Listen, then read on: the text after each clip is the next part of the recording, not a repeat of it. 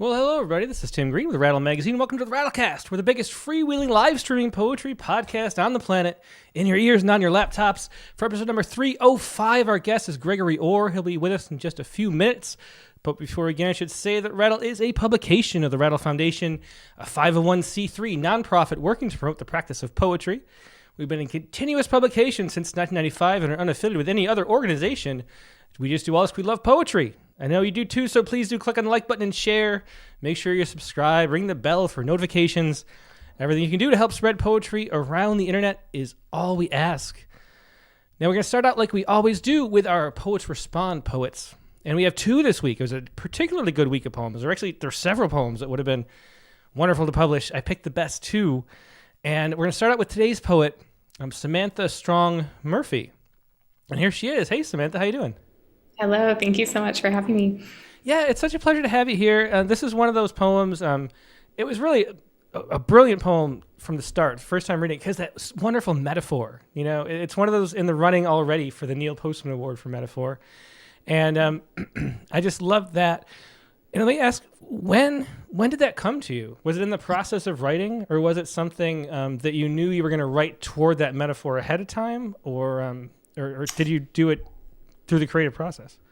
Yeah, no, it was very much as the poem is written, you know, I'm sitting at a water park, I'm sitting at a water park watching my kids trying to entertain myself, not really wanting to be there, being drained, you know, having an empty bucket, not to make a pun of my own poem here. But yeah, trying to just entertain myself with poetic thinking, and the metaphor came to me then, and then I fleshed it out later. Mm-hmm. Yeah, and this story that's about, which suddenly affects me too, is my kids are going to school in Texas now. Okay. Yeah, and so some changes to the legislation. I guess certain things are going to have to happen in the schools, including the 10 Commandments being in every classroom. Did I understand? That's the first I've heard of this. So is that right? Do you know more details about it?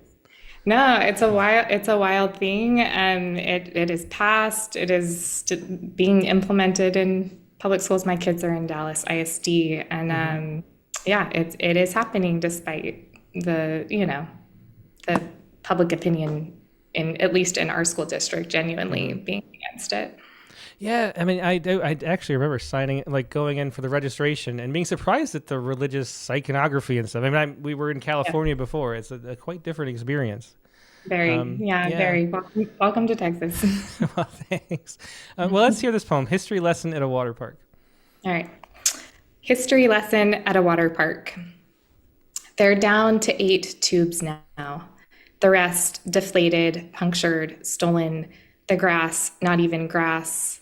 Without shoes, the sidewalk between the lazy river and the shade can only be traversed by hopping from puddle to puddle. Don't touch the ground.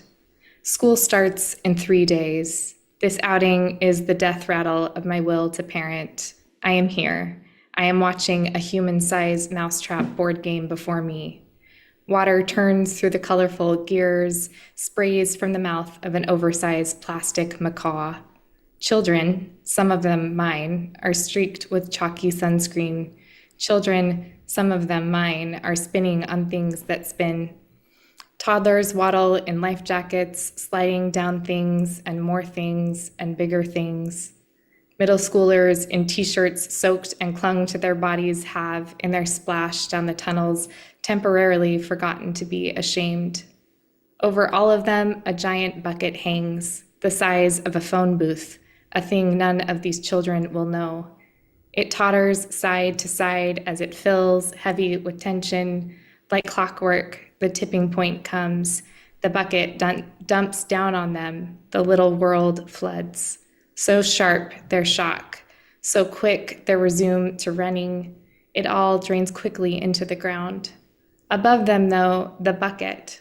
No one can see it filling. It will dump again in a moment. Again, it will drench them.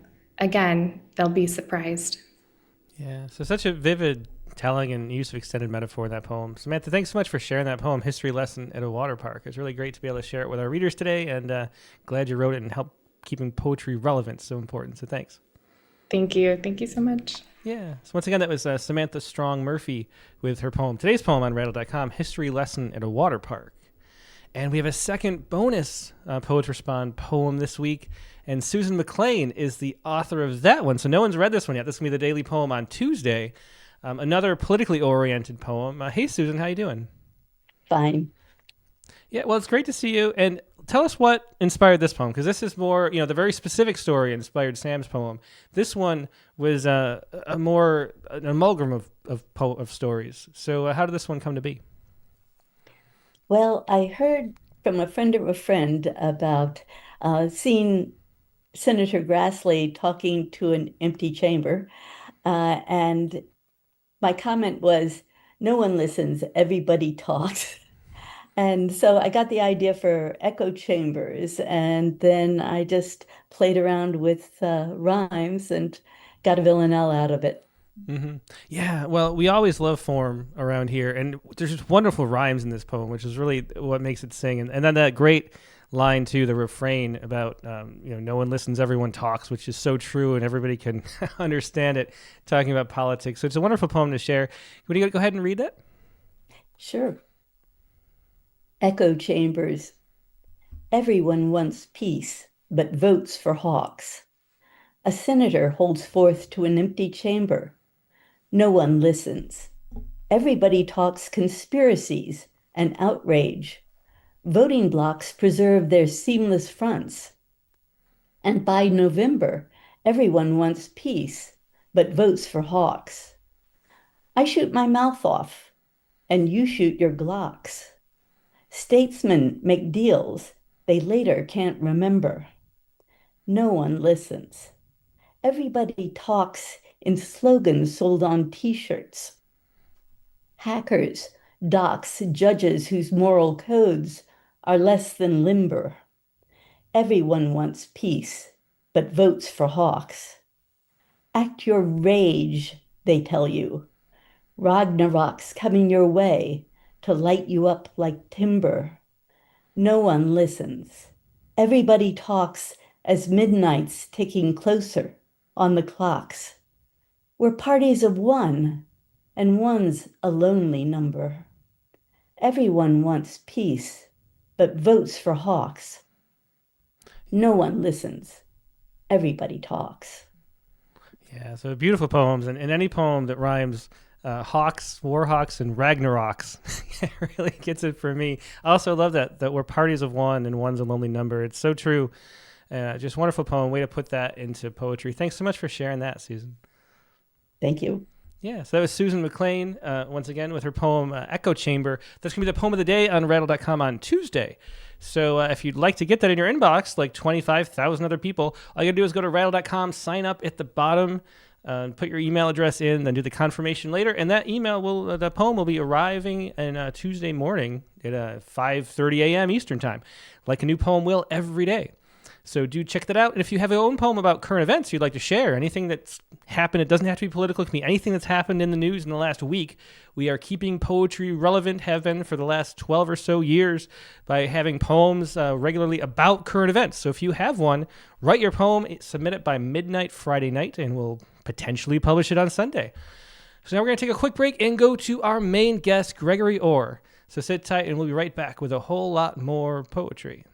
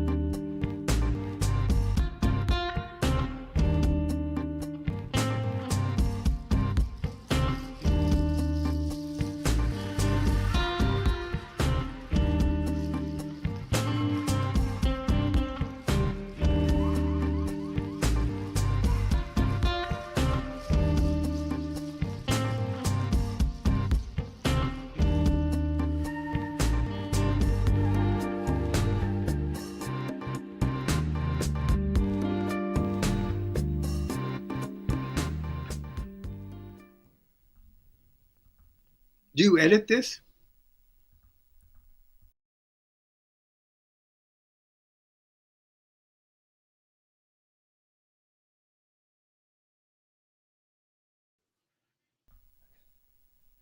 And we're back. Thanks so much for your patience. Like I said, today's guest is Gregory Orr. Gregory has written 13 poetry collections, a memoir, and several books of criticism, most recently a primer for poets and readers of poetry. His poetry collections include Concerning the Book That Is the Body of the Beloved and The Caged Owl, new and selected poems. The recipient of fellowships from the Guggenheim Foundation and the National Endowment for the Arts. He lives in Charlottesville, Virginia. You can find all of his work at gregoryorr.net. And here he is, Gregory Orr. Hey, Greg, how you doing? I'm doing okay. How are you? I'm doing great. It's great to see you again. We interviewed you in Rattle number 23. So if anyone wants to go back and check that out, that was way back in the archives. And we also went to a play, one of the strangest plays I've ever been to afterwards. Really? So that was really fun. But it's great to see you again. It's been a long time. That's how long? How many years? It's like 19 years or something like that. Yeah. Being on opposite coasts, I guess we didn't bump into each other much, but it's really great to have you again. Always one of my favorite poets. And you're one of the people that make poetry. If anybody has any doubts about the importance and the relevance of poetry, like your work and your life's work is what people should check out because it is so important.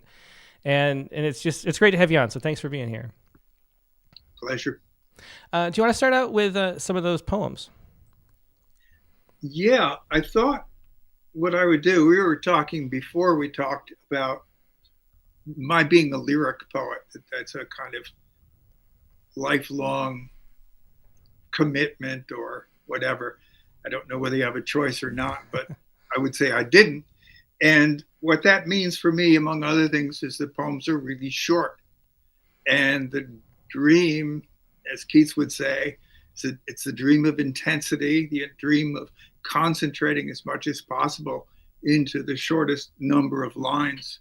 So I thought I would read two like short poems from my first book from, I think it was published a million years ago, or maybe 1973, whichever comes first. It's called Love Poem. A black biplane crashes through the window of the luncheonette. The pilot climbs down, removing his leather hood. He hands me my grandmother's jade ring. No, it's 2 robin's eggs and a telephone number. Yours. And when I lived in New York, first year I was there, I lived in this what they call a single room only hotel. And it had a bed, a dresser, and a sink in a very small space. But it was not very expensive. So I would get up in the morning and stagger to the sink and wash my face. So this is a poem called Washing My Face, and it's very short. Last night's dreams disappear. They are like the sink draining. A transparent rose swallowed by its stem. Yeah, so that was Washing My Face, and then the first one was Love Poem, and 2 older poems, and you can see that lyric style, the brevity and intensity in those early poems too. What do you remember about writing those? Because one of the wonderful things, that Love Poem has such a great imaginative leap. It feels so dreamlike, and I think of poetry as the stuff of dreams, those surprises that come up, the way that a dream's understanding is symbolic is what you're sort of striving for when you're creating the creative entity that is a poem. So what do you remember? I mean, it's been for that one 50 plus years, I guess. What do you remember of writing that in the way that you leaped from that plane crash through the luncheonette, which is strange to start with, and then the robin's eggs? Do you remember the progression of that? Oddly enough, I do. I was sitting in luncheonette and on Broadway, and reflection of a truck going by against the window. Somehow it looked like something different than it was. But you're also right. dreams, the world of imagination was extremely important to me then, to be anywhere but in the world of the ordinary, mostly because I was miserable in that world. And of course, one of the great themes of lyric poetry is love, this sudden appearance of some figure who's going to change your life. And I don't know how this happened, how that reflection became a black biplane with a weird pilot. But I think what I liked was the single jade ring, which I imagine somehow it was like a oval shaped jade piece. Pretty solid thing, a jade ring, becoming robin's eggs, suddenly becoming two rather than one, maybe still the same color, but suddenly delicacy. And then a telephone number, yours, somehow written on a little slip of paper. I had just met somebody who I thought was rather extraordinary. So in some sense, I suppose it's about that, although it's not really about that. It's about the sudden appearance of a possible beloved in your life. And I won't lie, the two robin's eggs and the telephone number, I saw it on a little strip of paper. So it was almost like a sexy thing. Two testicles and that's going to ruin the poem for anybody. But there you go. I'm sorry, that's part of what it was doing. Yeah, well, that's the thing. I mean, we pick up all these things, and then somehow, the job of the poet, to me, always seems to be to make meaning out of just the utter chaos that there's this life that we're living in. I mean, so much happens that we can't even account for until we have language to give it a compartment in the space. We can't understand it or process it or do anything with it. The language is so, so important to that process of understanding that we need to be making meaning all the time, or else we're just lost. And I think that is really the heart of poetry, but I think the heart of your work too. Well, first thing I'd say is, yes, I'm obsessed with language. I mean, it's one of my main themes. I'm just fascinated by what it does, how it connects us to the world, connects us to each other, connects us to the world inside us. And then you get poetry, and it's the language concentrated to its maximal possible pattern, intensity, levels of meaning. It's so exciting. And then so you are making this order out of disorder. In this case, the happy disorder of meeting, suddenly falling in love at first sight or something like that. Other times the disorder is much more painful and disturbing. But in either case, by turning the world into words and then fashioning those words into a poem, you are, as you say, you're not just creating meaning. The poem itself is meaning. It's a triumph of order over chaos. And of course, you're also, we have in us this power to bring. It's not like we just spew language out. When we're making a poem, what happens is imagination is also fusing it into some kind of intuitive whole. And that wholeness is also profoundly existentially reassuring to us.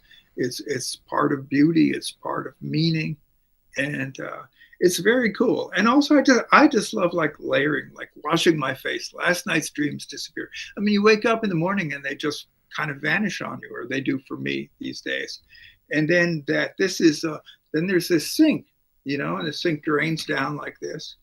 But that sink with the water in it is also that water is like rose petals, and the bottom part of the sink, the drain there, it's like the flower itself, the petals being sucked down back into the stem. The same way the dreams are sucked down into our brainstem and vanish. Where did they go? That dream that was so vivid, where did it go? It just sucked down into the. So I love that. Yeah, well, both of these poems have that childlike wonder, seeing the world in a fresh way to understand it more clearly, And we have we did a young poets anthology for years, and teaching kids poetry, it's always been amazing to me how natural that process is. I mean, Sharon Olds in our interview said there's not a bad poet in the third grade, and that's true. Once you let the kids go once they start going, they're just natural poets. And then the fascinating thing was always that eventually, as self-consciousness sets in, we lose our ability to do that. We start to monitor and be careful about what we say and how it's going to make us look, and we worried about that, and then we lose that ability for a while. And as a poet, have you ever had? Yeah, they're also in school. I completely agree about the child being a natural poet, but in the school they're going to learn what a poem really is, according to the teacher. And of course, what they're doing is they're reducing poetry horribly. Whereas in fact, it's a kind of natural impulse, I think, both the imagination that the children have and the excitement, and also that ability to shape it. I think it's innate in the human mind. And when culture starts in telling you what poetry is, you're in trouble, I mean, you have to get past that, and that'll take most of your life to. Well, that's what I was going to ask, because these are such early poems and they are so free. Did you ever have trouble getting past that yourself? Was there a time where you were blocking, having your willful will, as they say in the Zen and the Art of Archery, getting in the way of hitting the target, of letting the arrow go free? Or did you always feel, free to move in that imaginative space? Is that something that just came natural always? It would be terribly important to establish that the person who wrote these early poems was not free in any sense of the word. He was obsessed with poetry. He wanted to write poems more than anything. He wanted them to be beautiful, whatever that means. But the person who wrote those was also somebody who was very intent on not letting loose what was inside him. And I have to say that, because what was inside me was a lot of pain and chaos out of early trauma. And I had no faith that I could write about what had really hurt me in the deepest senses and formed me. So my model was a poem that, in a sense, didn't have me in it as a feeling person. Chinese poetry was important to me. Surrealism was important to me.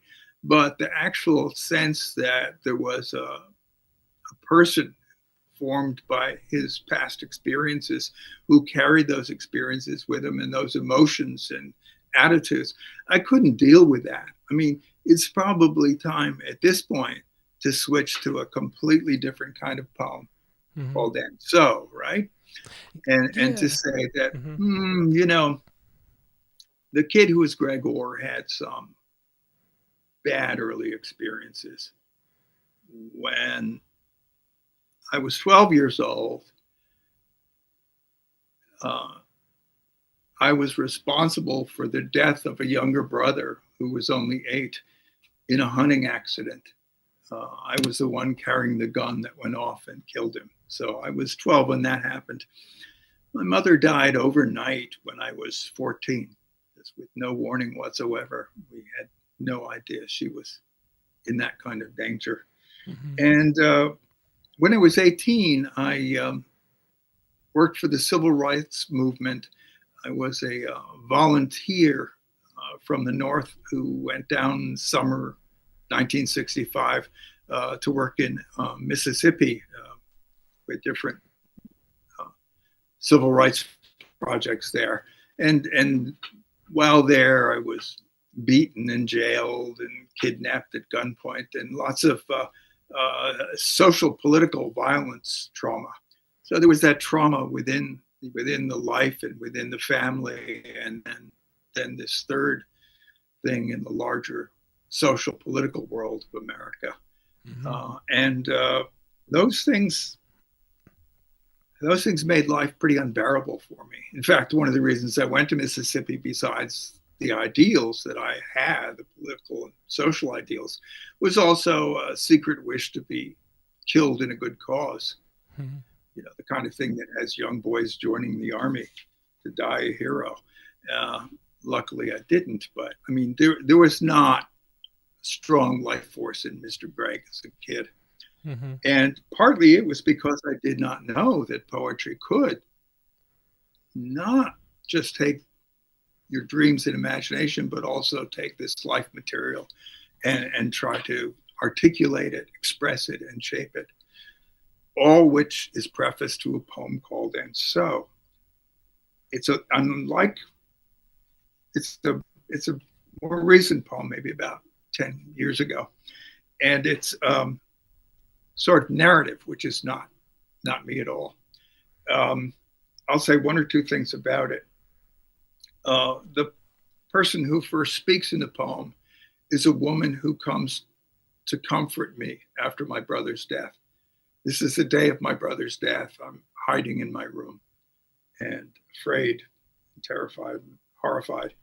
A figure appears, the word he appears after a certain point, after Jesus, and that he is capitalized. So if you were reading the poem, you would know that he is Jesus. Mm-hmm. Okay. And so we begin. And so, he's already in heaven, she said, sitting down to feast with Jesus. Back then, if I had been 8 or 10 and she had been a peer instead of an adult, I might have said, "You must have a hole in your head," meaning you must be crazy. But I was 12, and though I thought she was insane, I was too polite and frightened to say as much. And the hole was not a metaphor, but one a bullet had made that day in my brother's head. And I was the one who put it there. I wonder if she was thinking of the painted window in our dinky church, the one where Jesus sat at a picnic table with bread and a jug of something. Was it an image of the wedding at Cana? Or the Last Supper before any of the other guests had arrived? He didn't look lonely. He just sat with his arms spread and his empty hands open, as if he was patiently waiting for someone to put something in them. A plate of food, some nails, a gun. Who knows what he was up to, what he thought or felt. He was in his world, and I was in mine. This is all I knew that was true. I was alive. My brother was dead. When I closed my eyes, I saw him lying at my feet. I knew God and I were through. And after that, what is there? I imagined I was floating alone in a vast abyss, like a little cloud. But I wasn't. I was falling as fast as a material body can. But the distance was infinite, and there was nothing near by which to judge what was happening. And so it seemed I wasn't moving at all. Yeah, such a powerful poem. That was "And So" by Gregory Orr. And Greg, you're talking about not letting yourself into poems at first. What was the process like to allow yourself to do that, to find not only that it was something that was possible, but that was something that you wanted to do and could do that would make a difference too? I mean, was there an experience of entering your own poems gradually, or was there one moment where you sort of leapt forth? What was that transformation like? Well, are we talking about this particular poem or Just generally, Poems about having, not being general. just the dreams and the, imagination, but yourself. Yeah.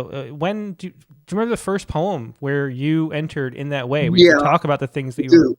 hiding? Yeah. Yeah, I do. I do. I published a whole first book of poems that had no, there would have, from it, you would have no indication of this event or even my mother's death or the civil rights experience. Nothing. In my second book, by then I realized that I had to write about this. That if I didn't write about my brother's death, I was going to be a non-functional human being, possibly, in some terrible way.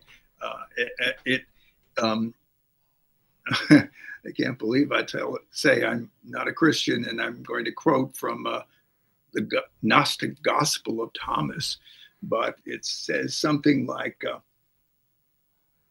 if you have something in you and you don't express it, and if you have something in you and you express it, it will free you.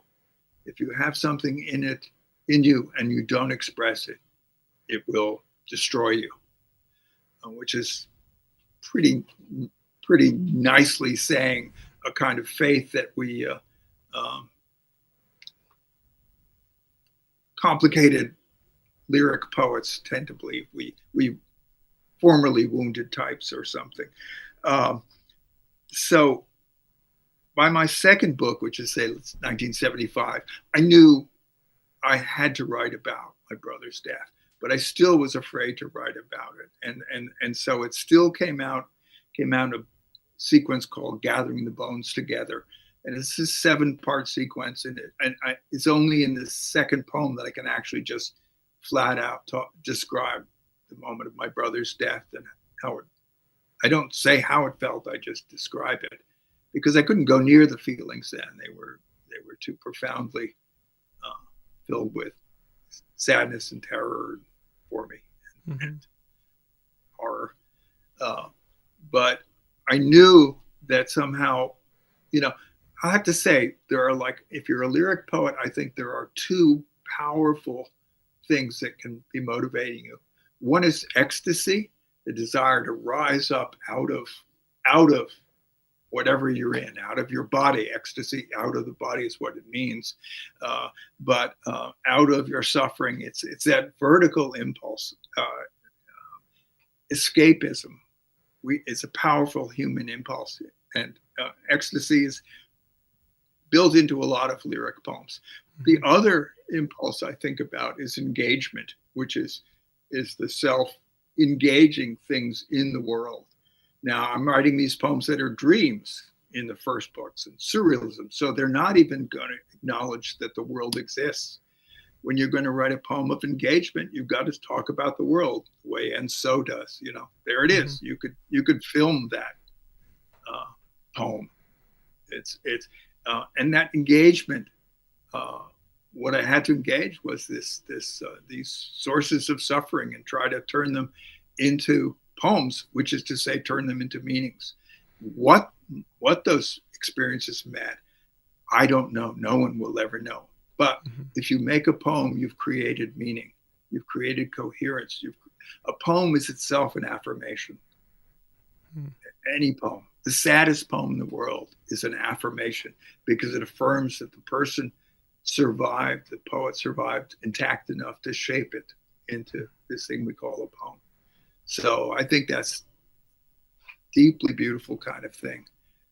I forgot what your question was, but I'm sure I didn't answer it. Yeah, well, no, you did. That's the way how you got to the space where you could talk about this. But I'm wondering too, do you think you were called to write about those experiences? Do you think even though your first book didn't address them, that the reason why you became a poet was saying you had to find a way to get this out? There was something that was pulling you toward writing these poems about those traumatic experiences. Is that what made you a poet? Or did you happen to be a poet and realize later? Oh, I'm going to stick with ecstasy and engagement. I'm going to stick with the first poems I wrote were like pure escapist. like, beam me up, Scotty.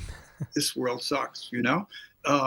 And I thought if I could make something beautiful, or if I could just use imagination to flee the world and create a different world, that would be wonderful. But I couldn't lift, no ecstasy could lift the weight of the stuff that I was carrying. Mm-hmm. And that was just going to drag me down and drown me. Or it was going to be engaged somehow through language and poetry. I didn't know when I started writing that poetry could handle stuff like that. I had no dream. I just knew that it was terribly exciting to work with language and to try to make something beautiful and curious. But I mean, it wanted out. The suffering, the events were hidden in some of those surrealist poems in the first book, but they were so hidden that I didn't even know they were there. We're mysteries to ourselves. Yeah. I mean, we're mysteries to ourselves, right? One of the reasons we write poetry is to find out what's there. I should tell you, I write poems. I work every day, 6 a.m. till 1 or 2 p.m. I write, I rewrite, I think about poetry, whatever. I mean, I've done this for 60 years, every day. It's a compulsion on my part. It's nothing to be proud of. It's just who I am. And I will rewrite a poem. Now, I will rewrite a poem 200 or 300 times, even a short one. I don't mind doing that at all. On the other hand, there are poems that I call out of nowhere, where the poem just comes complete. Now, that poem I just read, And So, it just came, I just wrote it down. Oh, wow. I would have thought that one was something that you worked at. So, yeah. No, that's the weird thing. You can't predict that. I can't predict it myself. And if I try, mostly I do know if I try to write a poem, it's probably not going to happen. If I try to rewrite a poem, it will get better. If I rewrite it 300 times, maybe it'll be worth reading or not. You don't know. Yeah. But I love to do it. I love to fiddle with words and stuff.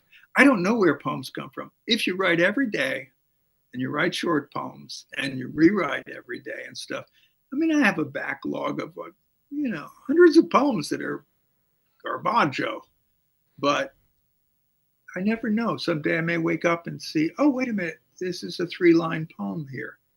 True, those 80 other lines are nothing but this. So who knows? Yeah, well, it's really interesting. That there are these out of nowhere poems, and then there are these poems that you work on over, so many drafts and so many different versions, and that they're both pleasing despite coming seemingly from completely different sources. And hearing you describe that, I was wondering if is there a continuum aspect to that, or is it a binary? Is it an all or nothing? Like, is it just boom, the poem's out of nowhere, and then everything else is worked in pulling out, and or because it's really interesting if it is that binary, then where it comes from is completely different, it seems. It isn't that binary. I mean, I could have, and so could have needed a lot of work. I do get some poems out of nowhere, and in the rather pleasant moment of their just unfolding, appearing on the page, I get very excited and I think, oh, this is good, this will work. And then I look at it the next day and I say, really, this is garbage, although this one section of it I could rescue or something, or maybe this could be. So it isn't binary. I mean, I think in conflicting, ecstasy, engagement. I mean, I tend to think in terms of contraries and stuff. But I think mostly, if you're a poet, for me, every poet's different. My consciousness, a lot of me is a mystery to myself. You have to work. I have to work with that mystery. Mind you, if we're going to be talking about what I'll call the beloved poems, which were poems that I wrote for 5 or 6 years, those all came out of the ozone. They just, I mean, that was a really strange phenomena. And I still care for them. So, you mentioned when we were negotiating this conversation that you wanted to talk about the book and the beloved poems and stuff. So should we do that now? Yeah, definitely. I find that really fascinating too. Just that wherever that extra place that poems come from, that mystery. Like I think I remember you saying at some point that it was like a voice was in your head, like already, and not you with those poems. It's not. It was like it was. I mean, it was literally. It was January 2003, I think. Well, paint the scene. Tell us, like the first one that came to you. How did that come to you? What was that like? Where were you sitting, and what did it sound like or feel like? I shall that tale unfold. Here we go. I woke up that morning, and a phrase was in my head. The book that is the resurrection of the body of the beloved, which is the world. And as soon as I heard the phrase very clearly, remember, as a person who forgets his dreams, the voice was very clear. I knew that the word book was the only capitalized word in that phrase. And by book, I do not mean, I also somehow I knew in hearing that phrase, I knew what it meant. It meant a number of things, but I knew what they were. And as soon as I wrote the phrase down, I keep a pad of paper by my bed. As soon as I wrote it down, I began to hear poems about that phrase, one after the other, after the other. And really, it was about 25 poems that morning. I mean, what would happen is the voice would speak them, and then there'd be a pause, and I know that was it. Poem's over, next poem. Oh, wow. And it was very, very strange. Because like anyone else, I'm proud of my skills as a craftsman, and I was not using any skills. These were just being given to me. And I felt as if the task of these poems was to sort of unpack that phrase. And I knew what they were, and the poems would then go on to explain it. The book is this secular text that human culture has created. It contains every single song, lyric, poem, and song ever written in any culture in any time. It's in this humongous anthology, cosmic jukebox, just there. What's it there for? It's there. Every time someone writes a poem, it goes into the book. And we download from the book the poems that we need to live. Each of us, you, me, we have poems, a playlist that helps us live, right? Poems that reveal the meaning of our life to us, or the meaning of life, or what beauty was, or how you felt that day. And in those poems, they become, they're all there. They're stored. They're waiting for you. All you need to do is find them. You're probably not going to find them in school, And you might know that's a lie. You could stumble on it. I mean, I met Keats in school. The poems of Keats I love were not the ones they were teaching, but that's okay. Anyway, the book is there. It's huge. What's the purpose of the book? The purpose of the book is to resurrect the body of the beloved. What's the beloved? The beloved is, it's a mortal thing. It's either it could be a person or persons. It could be a creature. My dog, Brewster, is, of course, one of my beloveds. It could be a place that's sacred to you, like a childhood home or this or that, and it could be a thing, a living thing. It could be a tree. It could even be a rock. What it cannot be is an idea. It has to have some embodiment. because we're embodied creatures. And because the beloved is mortal, we're mortal. Well, that's why poetry exists. It's to bring back the lost beloved, to resurrect, to renew into language, into song, and thereby to sustain us. And ultimately, the beloved, most of us, the beloved is, I can give a list of my beloved creatures and things and people, but ultimately the realization is that the beloved is the whole world. Mm-hmm. Body the beloved, which is the world. We are creatures in the world, and the beloved is the world, the totality of it. Now that's a little wacky, but I stand by it. I have no idea why wackiness should be held against it. No, definitely not. You mentioned, you said that book is like it's a secular book, and yet that feeling of having a voice of some higher, different self or whatever communicating with you is so much like so many people over the years. A prophet is a word, and the prophet hears that kind of writing. The Bible was written by people who thought they were writing for God. And do you think that is an experience of the book that is the body? Is that a universal human thing that's been happening for so long in the way that we create our understanding and our place in the world through language? So we've always been driven to write this book, and some people are called and hear that same voice that you heard. Is it a spiritual, even though you said secular, is it a spiritual kind of practice for you? Yeah. Mm-hmm. Religious, no. Spiritual, yes. And we have souls, but they're mortal. We have spirits, but they're mortal. Mortality is the name of the game for us. Against that, we have resurrection, but it's not resurrection of the body, it's resurrection of spirit. And one of the places we resurrect is into poems and songs. But I hear this voice. It's my unconscious speaking, right? That's how we do it now. We don't have to do Old Testament prophet things. We don't. And of course, if you're deeply disturbed, you're schizophrenic or something, you could hear these voices and think the devil is talking to you and telling you to do something. We know there's some weird stuff in here, right?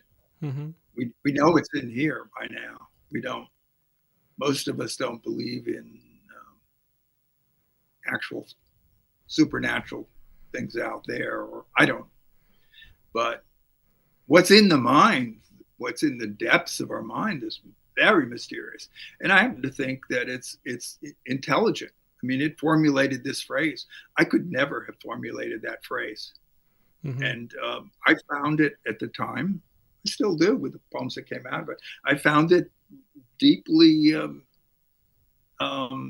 meaningful in lots of different kinds of ways. And the poems that I wrote were trying to explore those ways that it was. Are we talking too much and reading too little? Oh yeah, we do. Good call. We should read some of this. Yeah. We should, yeah. Not just, okay. I'll start with some of the earlier poems. This is a poem from this kind of sequence. This is a fifth or sixth poem. And it begins and ends with a quoted phrase. What is life? This appears in quotes. What is life? When you first hear that question, it echoes in your skull as if someone shouted in an empty cave. The same answer each time. The resurrection of the body of the beloved, which is the world. Every poem different, but telling the same story. And we've been gathering them in a book since writing began. And before that, as songs or poems, people memorized and recited aloud when someone asked, what is life? Hmm. So this book, the would you say it's the primary human mission to fill the book? And we do it with poetry, of course, but song in general. And, somebody was talking to us just the other day about how, hearing a song, a rock song on the radio, they don't even know what it's about, but they're moved by it without even like drilling down into the words and what it's saying, And so much of music has taken the place of what poetry does for us in their contemporary culture. Well, they're the same thing. Mm-hmm. Wait, Yeah. They gave Bob Dylan the Nobel Prize for Literature. End of problem. Yeah. Popular song, lyric poetry, same animal. They get guitars and melody and things like that, and phrasing. How much we can't alter phrasing the way the Beatles drag out a word or something like that, but we've got things they don't have. Like we're careful writers. Yeah, it can be disappointing when you have a song that you saved your life when you were 16. You loved it. It was beautiful, and it is still, and it moves you. But if you put those words down on the cold page, you start scratching your head a little bit and saying, that doesn't really make sense. They just did that for the rhyme and stuff. So anyway, but we're the same. We're cousins. We're in the same family. Mm-hmm. Yeah. And to fill the book, how can we fill the book? Mm-hmm. Experience is infinite. Each person is unique. Each of us might have something that they can contribute to the book, if they write, or some need they bring to the book that's so peculiar. And let's hope they find that. We found the songs that helped us live, right? Mm-hmm. Who could have survived their adolescence without some form of rock and roll? I mean, by rock and roll, I mean the whole gamut from, rap to country. It's all rock and roll to me, as Billy Joel said. But we need that to live, right? Especially when we're adolescents, because our egos and self are so unstable. Our brains are so not well developed, and we're just emotionally all over the place. So when we hear a song, it gets it speaks us. What is that thing? Killing me softly with his song, telling my whole life in his words. That wonderful thing, I mean, we when we were young, and still songs enter us in mysterious ways, like poems. And how do you envision that? Because I always, there's something that I love thinking about and trying to explore, and I can see two completely different avenues for why that is the way the world is. We could have a very much rooted in evolutionary biology world where we have, all this similar history, all the genetics and epigenetics, the shared memory through culture, the same neural bundles processing the world. And so we have this like echoes of the way that we think. And so we all feel cohesive and connected because of that, even though we're just these biological meat puppets with electricity flowing through us. And that's possible, but there's some strange things that don't quite fit there. And then the other option is that we are all connected on a higher level, and that there's some kind of spirit that exists outside of us, in between us all. And I wonder what you think about that. Yeah, I'm going with a higher level. Or I'm going with that there's a deep commonalities. Okay, the first one that's a little more superficial but still real is that anthropologist Paul Ekman doing a study where you show people in different cultures photographs of actors doing, surprise or grief or fear or anger. And what he discovered is that in all cultures, they could recognize 6 emotions as just being, oh, yeah, we get that. And those were joy, fear, anger, sadness, disgust, and surprise. And they were universally recognized. Okay, so that's emotions. I say there are also these universal mysteries that we experience as conscious, as sentient human beings. mysteries of consciousness. They are, this is Greg's little list, because he just likes to think about things. The first one, you're a child, right? It's going to be awe and wonder. That's the first mystery. Anybody who's seen a child, I've got a grandchild now, I just look at his face and I see awe and wonder all the time, as he encounters the world. Awe and wonder. You get a little older and there's love and desire. If you want to go biological, it's sex. If you want to go spiritual, it's love. Okay. Next one. Want to go biological, it's death. You want to go spiritual, it's loss.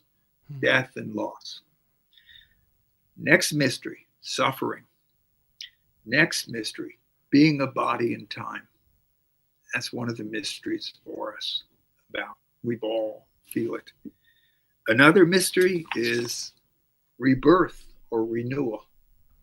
We see it in nature. We feel it in ourselves. It happens. It's that answer to the loss and death, rebirth and renewal. And the last one for me is language itself, which is absolutely amazing mystery.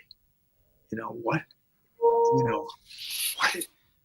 it happened, what it does, how it connects us to the world, connects us to each other, connects us to our emotional lives as we try to name what we feel and stuff. So to me, it's I don't go neurobiological. I have more fun thinking things like the mysteries. But I that's what I've got. And what we do is we dramatize, a lyric poem dramatizes an individual encounter with one of those mysteries, or in the light of one of those emotions. And it's a wonderful set of combinations you can get. Yeah. Well, definitely. Inexhaustible. The mysteries are inexhaustible. Yeah. Well, thank God for that, because that's what makes life worth living, I think. Absolutely. Well, this is one of those conversations where I just want to talk, but yeah. Old as I am, I still hope for rebirth and renewal. Odds are against it, believe me, but I hope for it. Yeah, well, we're definitely looking forward to it too, Greg. Let's do more poems, though. We need to get through more. I love your work too, and I want to make sure we share a good number of poems too. Yeah. What do you want to read next out of this list? I'll just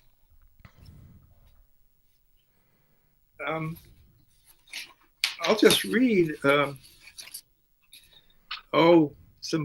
These are all beloved poems from that sequence. There were probably when it all got done, there were probably about 600 of them. I made the mistake of putting them all in. It went all wrong. But they have no titles.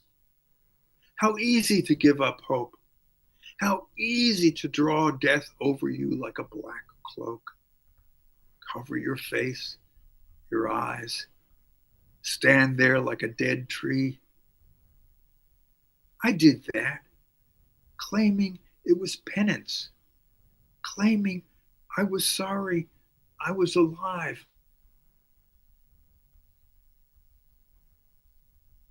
Fooling.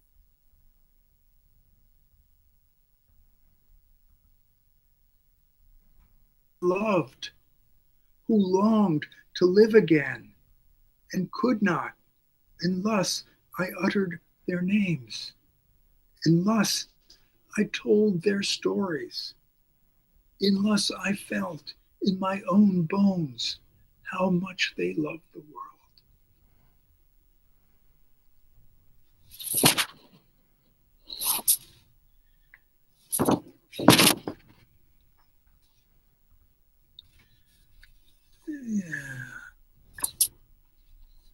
The things that die do not die, or they die briefly to be born again in the book. Did you think you would see the love in some other?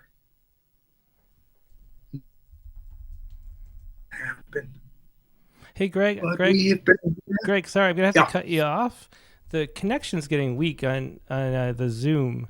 Do you want to turn your video off? Because that usually helps. It started chopping out some of the poems. So how do I turn my video off?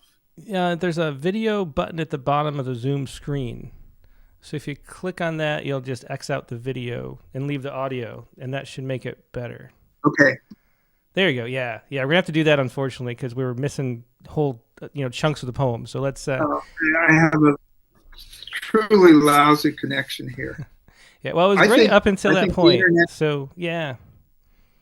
I think the internet didn't like that poem, so we'll leave it. Okay. We'll do another one. Okay. Yeah. Go for it. As I say, the book is the only one that gets capitalized. The book said we were mortal. It didn't say we had to be morbid.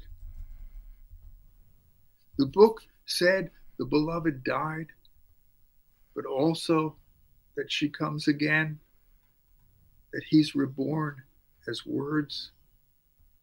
The book said everything perishes. The book said that's why we sing.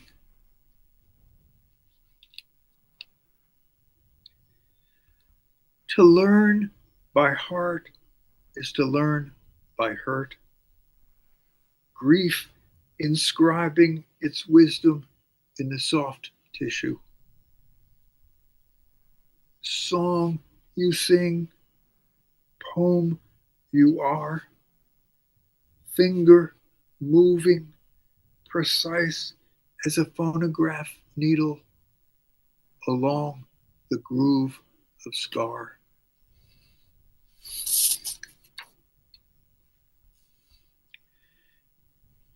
If a peach leads you into the world, into an appreciation of its delights, how much more so the beloved. A morsel of peach meat, a single kiss, and pleasure has depths beyond measuring. All this not subject to loss, but certain of it, guaranteed to vanish. Therefore, more precious, therefore brought back by poems and songs, the mouth open as if to sing, as if to sink its brave teeth in a peach. I told you earlier, it's like, I think I'm right. These things I will call them existential lyrics. It's a weird world that the poems are in, right? But there it is. I don't know. They're somewhat abstract, I guess, I'm told. I don't know. Here we go. No titles, short poems. The world comes into the poem. The poem comes into the world. Reciprocity. It all comes down to that. As with lovers, when it's right, you can't say who is kissing whom. Yeah, those are just so beautiful, Greg, and it's amazing that those came all in such a swift direction. Do you, at the time when those started to come, was there anything going on? Was there anything you were doing differently? Like what state were you in that brought that much of sort of the muse forward? Yeah, and wouldn't I do it again if I knew? The fact is, they happened. That voice went silent for a number of months, came back again, disappeared, came back again for a brief while. I don't know what it was about. I got so greedy that I would start imitating beloved poems, and they were not working. Mm-hmm. There were, I don't, well, maybe one or two of them worked, but I wanted to hear that voice again. I'd like to hear that voice for the rest of my life, although again, it's a little embarrassing because the voice does a lot of the work and it doesn't seem like I do as much. But what was happening then? I don't know. um, I always, I just sort of, I must have been under some kind of pressure. And it's clearly, in a sense, the themes are related to my losses, my brother's death, my mother's death, this early sense of loss and grief and the inconsolable nature of that. And then to me, I'm sorry, poetry and song is a form of consolation. It's a mysterious form of it's of redemption and resurrection. It's obviously not physical. It's obviously into the world of imagination, but the world of imagination is also the world of emotion and the world of feeling, and it becomes part of us. So who's to say, what's real and what isn't? It simply seems to me that there's enormous evidence that people have always written poems in relation to loss and in relation to love and desire and response to the world, to the mysteries. Yeah. Sounds like I'm jabbering. No, in the most wonderful way, Greg. I should say, we're getting toward the end of the episode or the segment, and if anybody has any questions, I should say, please leave them in the chat window on YouTube, and I'll pass a couple along if we get them quick. And also, if you haven't clicked the like button yet, please do. It's always there's always about twice as many people watching live as have clicked like at this point, and that's the case yet again today. So please do click the like button if you haven't yet. That helps the poems or the show and the poetry spread to more people throughout the week and the year and so forth and so on. So please do click that. Great. I wanted to ask another thing.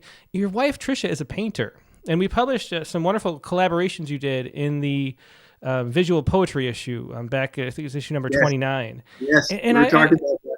Yeah, and I wonder what the relationship is between painting and poetry. That is when it comes to this kind of grand book, the grand lyric narrative that we're sharing. Does painting fulfill that same drive, but in a different way? And what is the similarity and what is the difference between your work as two artists? Well, we have had different forms of collaboration over the course of time. The one that was most gratifying to me was when she was actually painting the words of some of the poems on the canvas. And considering that she's a realistic painter, that was a huge concession for her to do that. But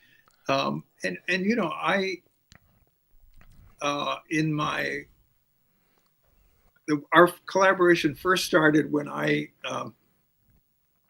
wrote some poems about her paintings, and that was a little presumptuous of me, I think. Trying to be up there alongside her paintings. We even in a show we even put the poems next to the paintings. That wasn't right.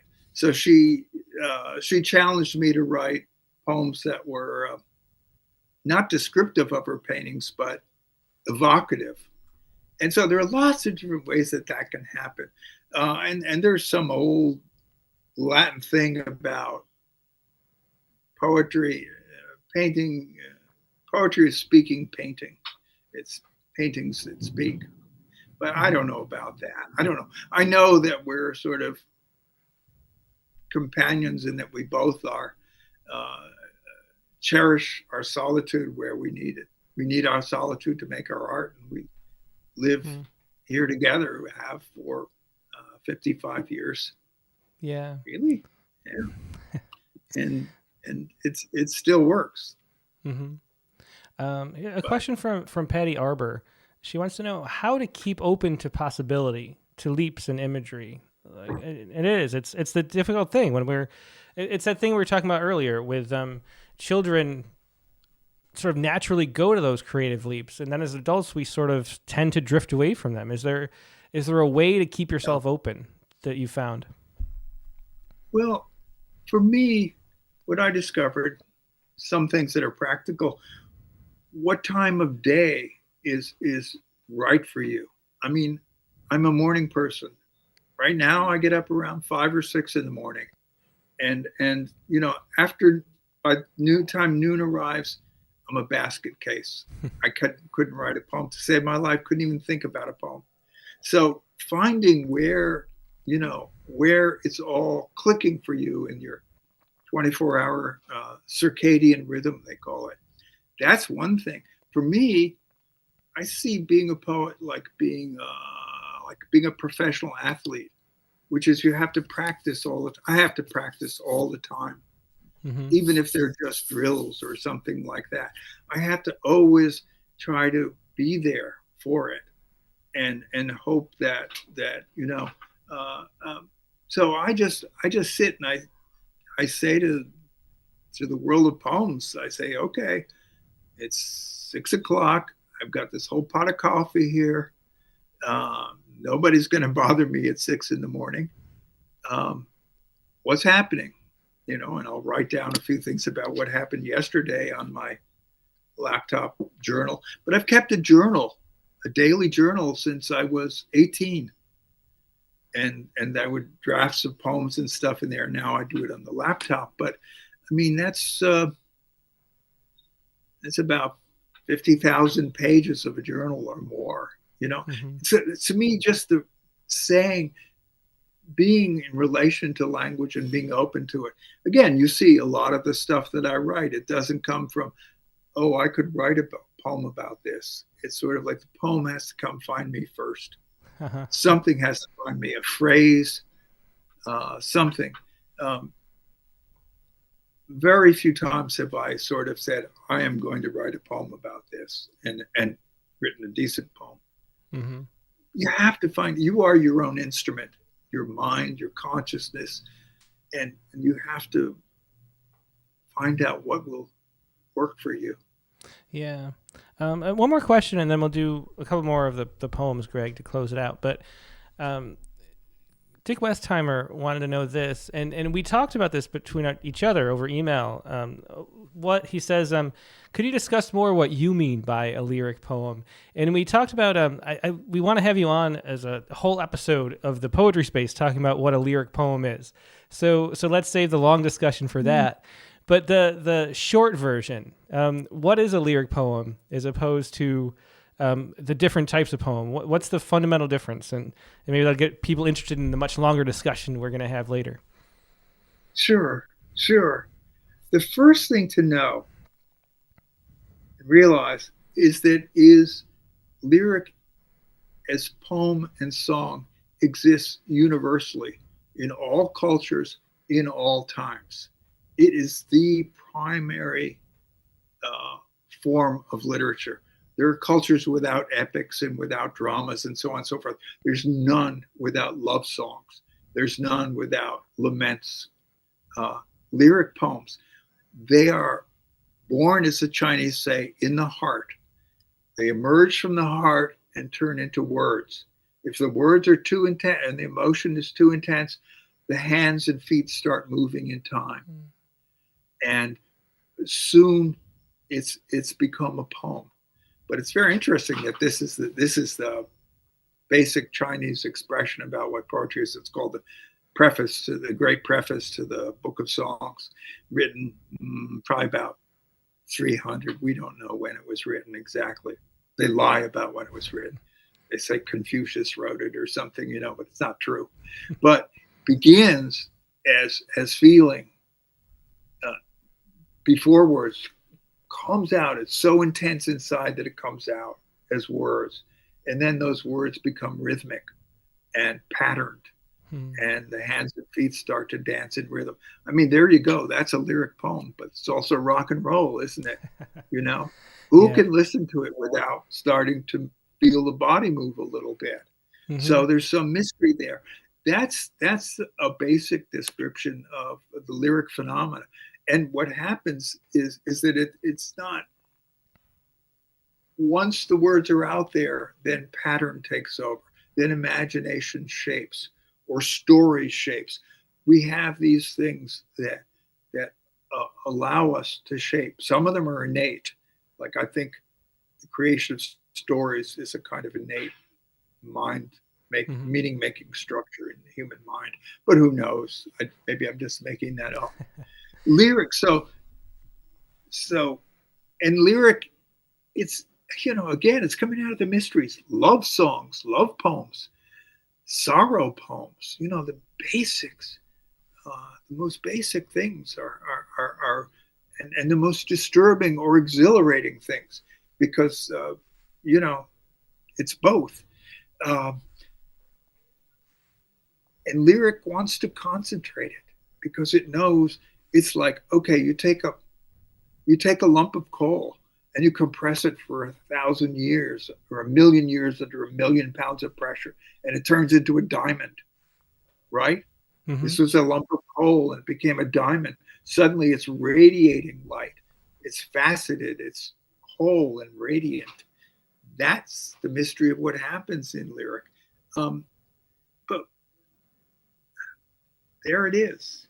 I'm going to read a few more poems. Yeah, well, really well said, Greg. Yeah, and it's a great preview for, what we're going to talk about later on a full episode talking about lyric poetry, which is going to be fascinating. So I'm looking forward to that. But yeah, we blew past the time for the show because it's just so fun to talk. But let's close out with a few more poems. Okay, a few more poems. Okay. To be alive, not just the carcass, but the spark. That's crudely put. But if we're not supposed to dance, why all this music? That's going on my gravestone if I bother to have one. Yeah, that's one of my favorite, that if we're not supposed to dance, why all this music is one of my favorite just pairs of lines about poetry ever written, I think.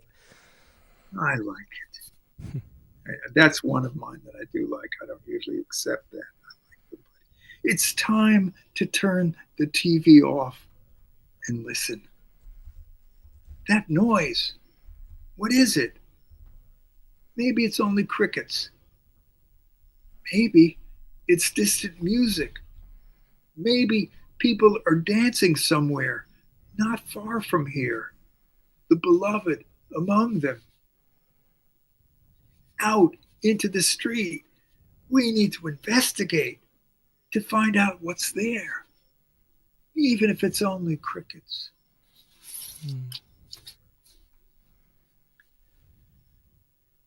This is what was bequeathed us. This earth the beloved left, and leaving left to us. No other world but this one. Willows and the river and the factory with its black smokestacks. No other shore, only this bank on which the living gather. No meaning but what we find here. No purpose but what we make. That and the beloved's clear instructions turn me into song, sing me awake. Yeah, Greg, that's such a beautiful way to end it. Let's wrap up the show there. But just such just beauty and there's so much in your poems, and we really appreciate being here. And this discussion has just been amazing. Everyone's really enjoying it in the chat windows. Yeah, thanks for spending the time with us, and looking forward to talking to you again in the future sometime soon. Well, we obviously could talk for 8 hours. I mean, I can't. I love thinking about poems and talking about them, hearing about them. So, yeah, let's do this again. Thank you. Thank you for your interest. Yeah, well, thanks so much. It has been such a pleasure, Greg. And I hope you take care, and we'll talk again soon. See you then. Yep. Yeah, so once again, that was Gregory Orr. You can find all of his work at gregoryorr.net, including, we're reading a lot from concerning the book that is the body of the beloved. It's so many wonderful books. The Caged Owl, the new and selected poems, too. A whole bunch of other stuff at gregoryorr.net. So find that there. Then we're going to take a quick break and go to our prompt lines. And the prompt for this week was to write an ekphrastic poem based on a well-known painting that you dislike. So find some little negativity, maybe find the joy in the negativity in this poem this week. That's the prompt. Now, if you have a poem to share, a reminder that it's a 1-page max, and the max time on camera should be 3 minutes. Keep it less than that. We want to get to as many people as we can before everybody starts to get too tired. It's late at night on a Sunday, so be wary of that. But email your poem first to promptlines@rattle.com. That's promptlines@rattle.com. So we can show it on the screen like we were showing Greg's poems, and then find the Zoom link in the chat window, which I'm about to deploy on Facebook and YouTube. You can join us, but only if you would like to share a poem. If you want to sit back and enjoy everybody else's poems, the best place to do that is wherever you're listening and watching right now. So all you have to do is stay right where you are. But if you have a poem, please do share it and join us on the Zoom, and we'll be right back in just a moment with more poetry.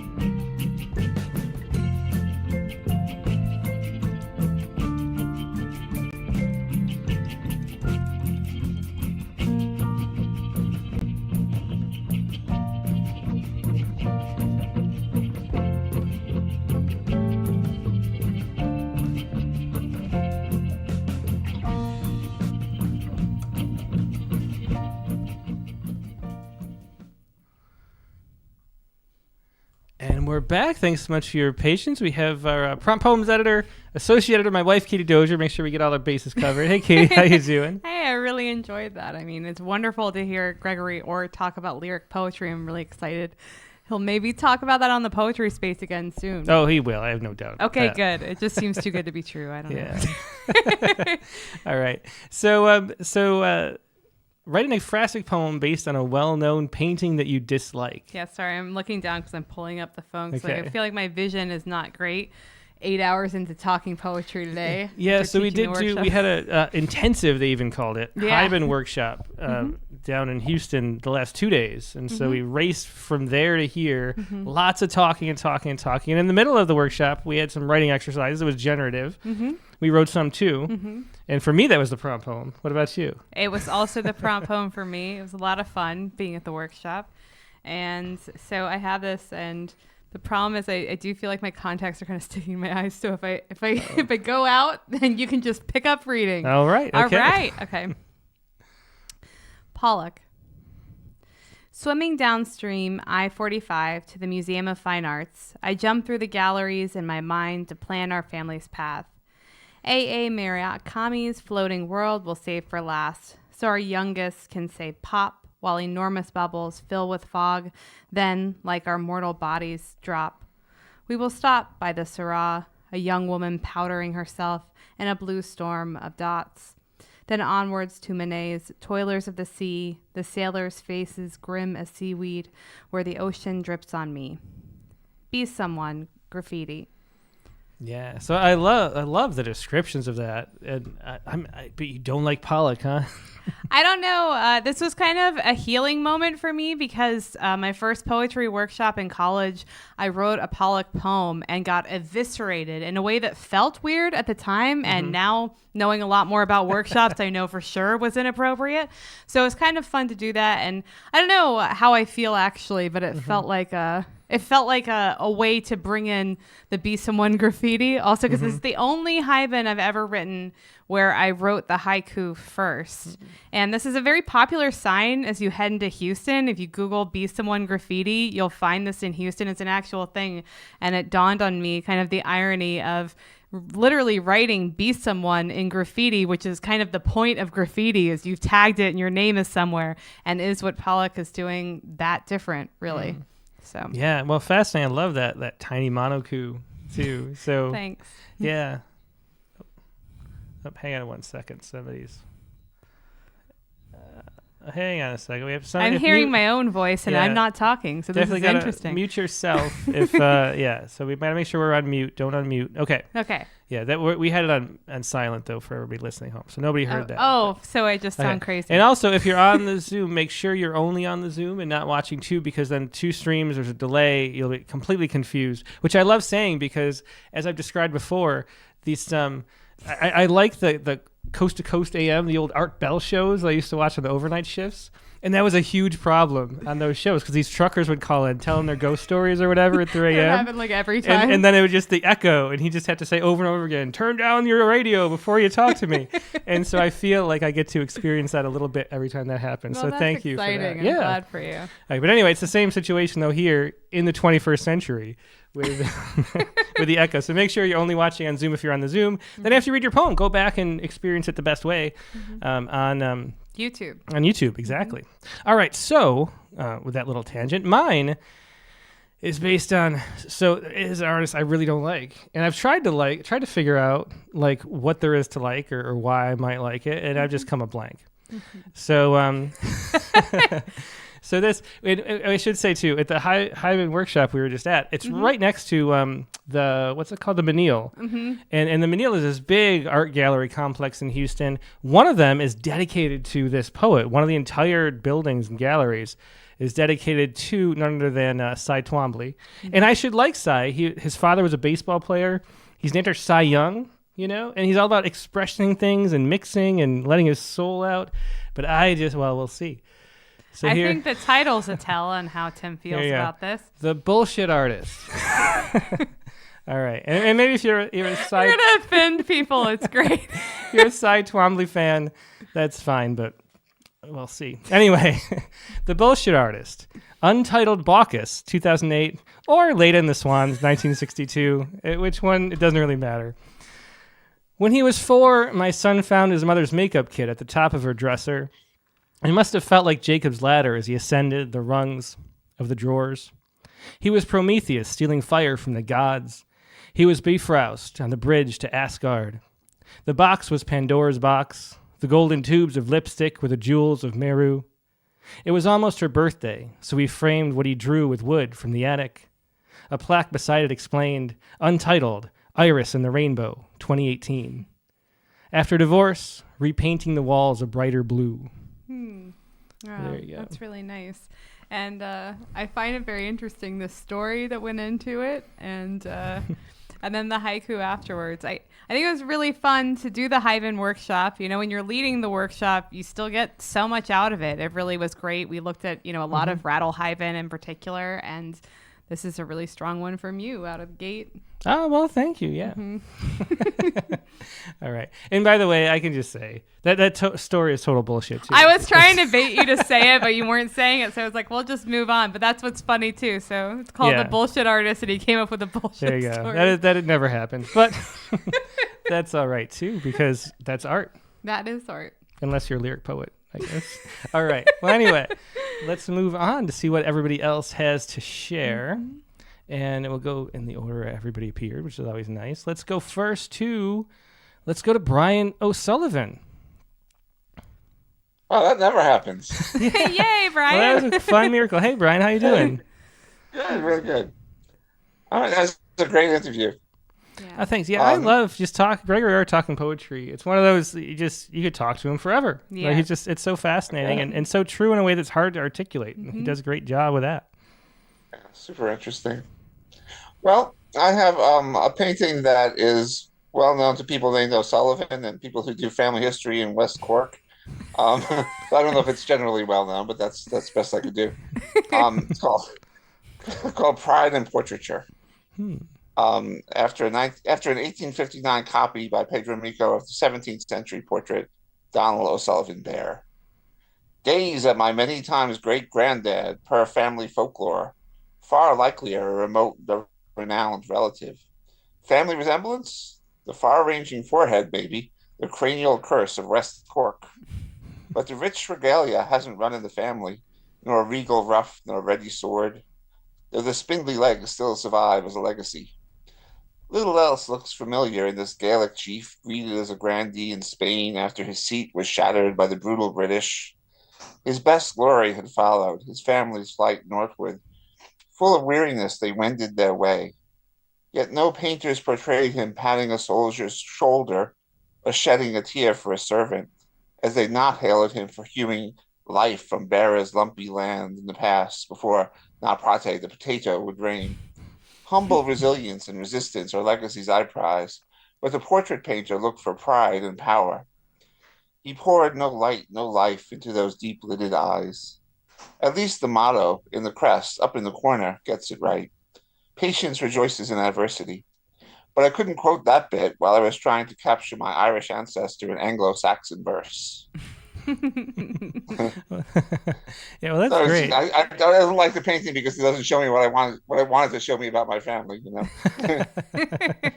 Yeah, well, that was great, and I love the alliterative verse, Brian. Yeah, that's perfect. Thanks. Use for the form. Yeah, Tim is so into that. I do. I am. I want to be writing more alliterative verse. I really do. I know, it's Bring fun that to write. back. Yeah, Yeah. it really is. Right. All right. Yeah. Well, thanks as always, Brian. That was Thanks, great. Brian. Yeah. Take Thank care. you.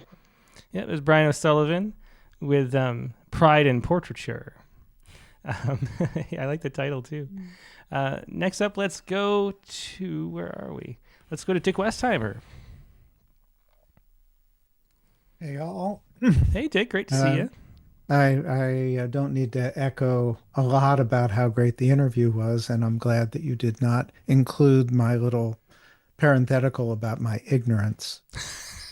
Well, I don't buy Dick Westheimer as being. I thought that was. I know. It That is is not true. true. Whenever self-deprecation enters the picture with you, then you say something brilliant. So I just kind of edit that out when I see it. Oh, yeah. Well, I still don't know what lyric poetry is, but that was a definition that I'm going to sit with. It was really interesting. I can't wait and look forward to a deeper discussion. Yeah, Oh, me great. too. Well, just to make you feel better, that's why we were talking about it, because people keep describing him as a lyric poet. And I actually don't know what that means either completely. Yeah. Like, it feels like different people have different definitions, and it. Now you're getting into the poetry space type Okay, stuff. We're going to you're talk not. about it soon. All right, yeah, we'll talk about it later. But yeah, Dick. So go ahead. What do you have for us? Okay, I have sort of like a meta ekphrastic. I don't know how it turned out, but somehow I got into the painting. So we'll see how that goes. And the painting is just one of Degas' many a ballerina. And it's less that I don't like the paintings than I don't like sort of the whole enterprise of what he was about. And I didn't understand it until I really studied the paintings, and I went, shit, there's something really dark going on here. Yeah. And it turns out these ballerinas in the late 19th century were sort of glorified, not even glorified sex workers. And not exactly the high class. So this one is called Degas and Me and Those Little Rats. I stand in the Met before Degas' ballet rehearsal on stage 1874 and feel I should not be staring at these girls, as if I'm one of the lechers in the practice room, gawking at the dancers' décolletage, their bared legs, the one whose mouth is rounded in a pronounced O, their poses held for so long. I hear that more than one girl shattered like a broken mirror. This is, I mused, what crying all night looks like. A poor girl in a ragged tutu cinched so tight that she could not breathe, toe shoes with blood oozing through, and Degas looking away as more men gather and gaze on my side of the painting and his to take what's theirs. Wow, well, that was a powerful poem. Really, really vivid, and the turn and the last line are great too. And I have to really look into that because I did not know about that. I'm very familiar with the Degas ballet, and then Boris Stralick, of course, has the Absentee Ballet sonnet, which is, I think, an exceptional sonnet. And so I did not know about the dark side of all that. Yeah, me neither. I don't think Degas was, a participant in the trade or anything like that. But of course, he had to be completely aware what those other men in the practice rooms were doing. And they were the patrons, and they were there to pay for what was theirs and get what was theirs. Gosh. Well, yeah. Well, I always kind of assumed some creepy thing going I on, didn't 'cause- assume Okay. anything. I feel Oh, sorry, Kate. I thought it was just like I was trying to be like, Lizzie, they're ballerinas like you. But guess I Yeah. won't be doing that in the future. Well, some things are better not to know. Yeah, I know. I'm choosing. No, it's too Oh, late. sorry to have popped Yeah. that balloon. No, that was a great poem, Dick. Yeah, it was. It was. Thanks. Thanks for Okay, sharing. Thanks so much. Bye-bye. Bye. It was Dick Westheimer with Degas and Me and Those Little Rats. Let's go next to Amanda Harris. All right. I decided to have a lot of fun with this and pick a very ridiculously well-known painting. So I went with the Mona Lisa. Nice. Mona Lisa. Paint crawls like an unwelcome visitor. It imitates the shape of a woman, but trauma hyphens the shadow of your spine, and for those reasons, you cannot believe it is a woman. Your inner art expert says believe, believe. Your inner art expert says many things, but reality is not an art expert, and reality says abandon. I love that reality is not an art expert line. Yeah, that's Yeah. really neat. Thank Yeah. you. Well, cool. Thanks as always, Amanda. That was great. Thanks, Thank Amanda. you. Yep. It's Amanda Harris with Mona Lisa. Next, let's go to Carla Schwartz. Hi, Hey. Hey, Carla, how you doing? I'm good, and I'm glad to be here. And the poem that I chose, actually, I put it in the chat here, in the YouTube chat. And then I just got rid of my poem, though, so I will have to refresh it. Here we go. And it's called "Drowning Girl" by Roy Lichtenstein, and it's sort of cartoonish. I think I did a similar approach to what Dick did, because I was looking at this, and they call it "Drowning Girl," and it's a woman in water. I'm not drowning, I'm swimming. Those are not tears in my eyes. Don't put words in my mouth. Don't call me girl. I won't die of love or for it. Don't put words in my mouth. No man's worth the anguish. I won't die of love or for it. Wave after wave, watch me swim. No man's worth the anguish.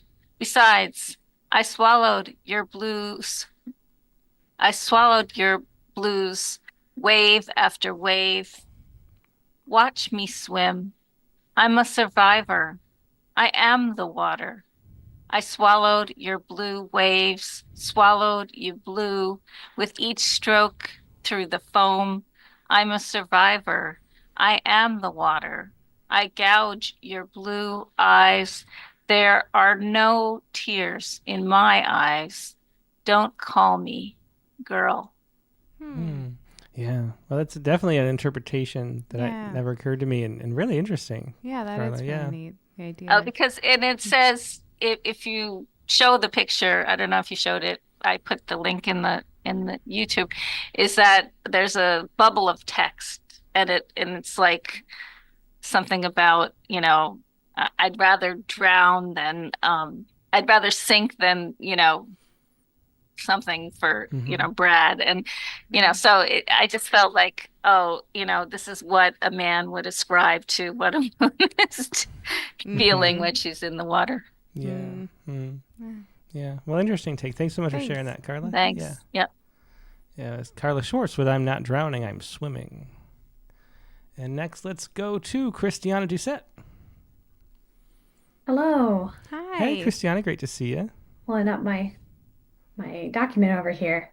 So first I chose a statue, and then I realized it was supposed to be a painting. So I switched over, I found a painting, but it's not a super well-known painting, so I don't know if I completely filled the brief. But and it's kind of ended up being two paintings. They're both from around 1620. The main one is Landscape with a Scene of Witchcraft by Agostino Tassi. And the second one is more well known, and it's Judith beheading Holofernes in 1620. So I'll go ahead and read. Great. And I think at the beginning of the document I have both of those paintings. Yeah. Witch. Of course the woman is a witch, and skulls she's scattered frame the water's looking glass. Of course the woman's dressed in red, her prey on hands and knees grasps robes or empty grass.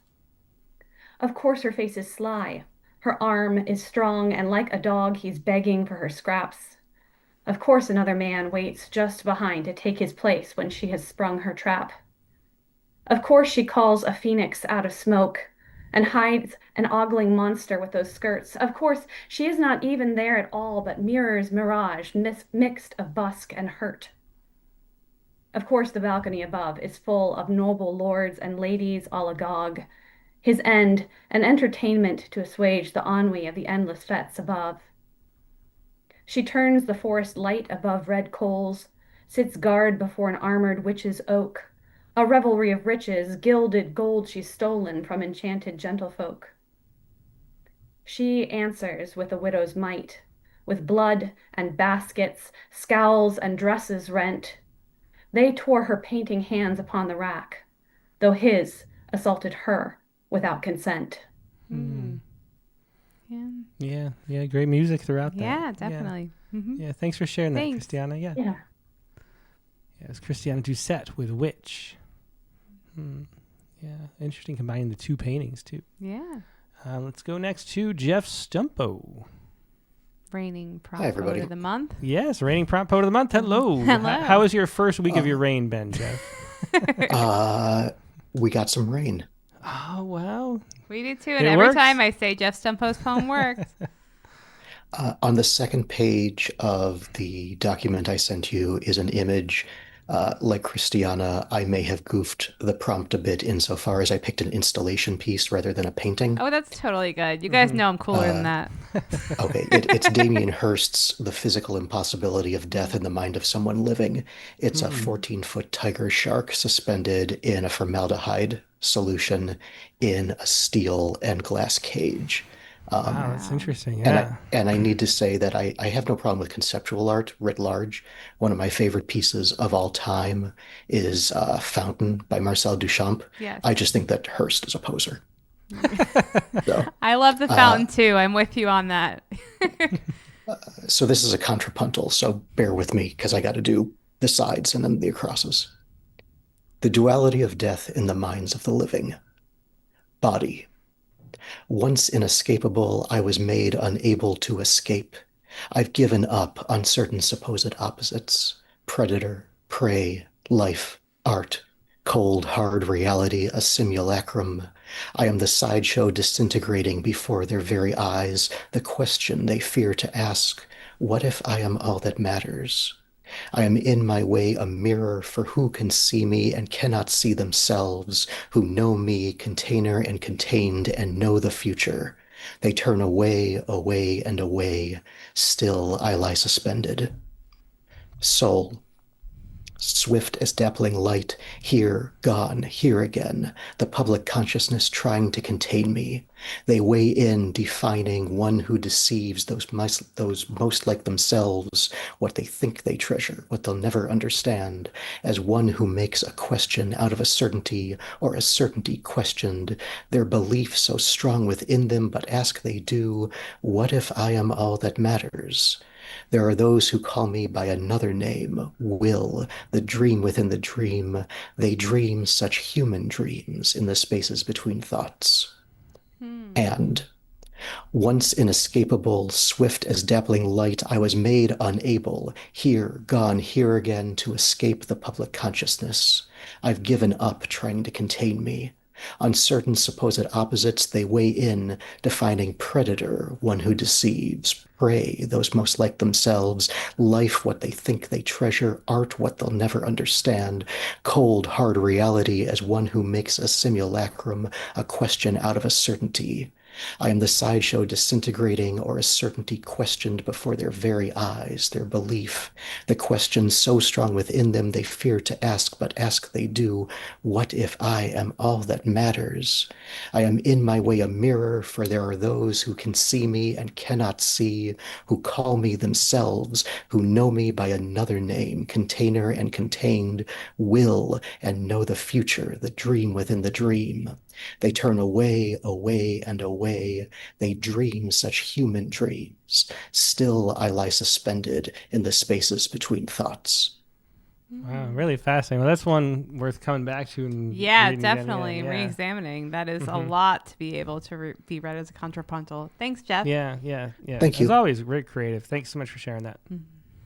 Yeah, we got a lot of people on the lines tonight. We're going to try to move as fast as we can. Lightning round type situation. Yeah, we do. We have 2 kids that need to get fed They too, do. and they're waiting to talk to us. Yeah. All right, let's go to Megan McDonald next. Okay, mine is also Pollock. To tell a story of flight of imagination. In college, I hung prints of Monet water lilies. I hung mom's paintings on my rental room walls. I hung a realistic painting original in my living room. I did not have any abstract, not my cup of tea, said a smug 30-year-old. Now I have passed on the patio painting and I'm surrounded by color, big, bold. Abstract art needs to tell a story. I have walls of art to inspire words. I can write a fish flying out of silk, a phoenix merged with a magic pearl with wings of notes, singing fire out of water. But what about negative space, emotions, paintings that inspire nothing? I have never liked grayed rainbow Jackson Pollock. Why would anyone want a painting of crumpled paper or tinfoil in their living room? I would not want to wake to a nightmare facing me. Now that I have shifted to abstract, I try to see merit in shades of gray, to like the splatter of something, maybe hope on canvas, but I retreat to my rainbow colors that sing songs and leave unrecognizable strings of colors for museums. All art tells a story, but for Pollock, I need a map, GPS to route a path to understanding. Yeah, really interesting in that the turn there. Thanks so much for sharing that, Megan. Thanks. Thanks. Yeah. And thanks for being quick about it, too. That was speedy. Impressive. Yeah, thank you. Thanks. Yeah, it was Megan McDonald with To Tell a Story of Flight of Imagination. Let's go next to Nivedita Karthik. Hello. Hey, Nivi. It's Hi. great to see you. Hi. I'll be quick. I think I chose a well-known painting by John Sargent. It is the portrait of Madame X. And it's not so much the painting that I don't like, but like what Dick and Carla was saying, it's like what happened as soon as he came out and displayed the painting in 1884. So the minute he displayed the painting, people painted her as a scarlet woman for having posed for a picture like this and things like that. So that's just what I'm trying to talk about here. Okay. The illusion of grace. She stands, a figure of grace, but beneath the velvet silk is a quiet surrender. Not a declaration of strength, but a submission wrapped in elegance. The painting whispers of allure, not agency, not autonomy. Power is not draped in beauty or hidden in shadows of modesty. It isn't the voice that refuses to be silenced, the choices that break the mold, not the pose that conforms to fleeting standards. This image, though poised, does not speak of feminine power, but only of the silent, unchallenged expectations that keep her from rising. Yeah, good use of the language there at the end. Yeah. Thanks for sharing that, Nibby. Thanks, Nibby. Thank you. Yeah, have a good date. Thank you. Have a good evening. Yep. It was Nibby Karthik once again with The Illusion of Grace. Next, let's go to, I believe, a first-time caller, Harvey Lee. Hello, first-time caller, yeah. Yeah, great to see you, Harvey. Thank you. So I just went to the local museum here, and I've been clowning on this painting since I was a teenager, so I thought it was finally appropriate to write it down. I swear it looks older in person, so. Anyway, this is interrogating an unknown, young, wealthy boy from the 17th century. The interrogation could go like this. I could kill you with any single verse from Merrill Nisker. Peach'll reach around, wrestle you to the ground. Even with that half-eaten biscuit in your hand, I could watch you wither from a single bite of a McDonald's cheeseburger. I could lock you in a room and let you catch up on Love Island. You'd be talking then. Instead, I will simply ask, how old are you? The title of the painting states young boy, but when I look at you, I see the fine silken hair of an older man, the weight of years and the dark circles around your eyes that look out into the world with too much experience. Nearly 500 years have passed. You've nothing to gain from lying. How old are you, truly? The artist couldn't help but include the stubble upon your chin. Time has withered your hands to reveal something more true. Tell me, how old are you? Oh, really interesting. Yeah. It was really creative to go about interrogating the painting. And I like that you've had this history with this painting too, like this beef waiting to come out. Yeah, I have to say I don't really dislike the painting, but yeah, well, very cool. Yeah. Thanks for sharing that, Harvey. And where are you calling from too before you go? From Michigan. Ah, great. Well, thanks so much. Hope you come back again soon. Yeah, that was great. we do. Mm-hmm. Thank you again. Yeah. Yeah, Harvey Lee with Interrogating the Unknown, young wealthy boy from the 17th century. All right, next let's go to Ted Bernal Guevara in person. Hey, Ted. Hi. Oh. Are you gonna? Do you want me to just read the poem, Ted? Oh, there he goes. Yeah. Yeah. Hey, I Ted. just want to come in to thank you for all the readings you've done. You know. Yeah, well, Thanks. definitely my pleasure, Ted. Yeah. Yeah. Yeah, I need you to read the poem. Okay. Yeah. I will. Yeah. Well, thanks for popping on. It's good to see you. It's been a Ted. bit. Yeah. Mm-hmm.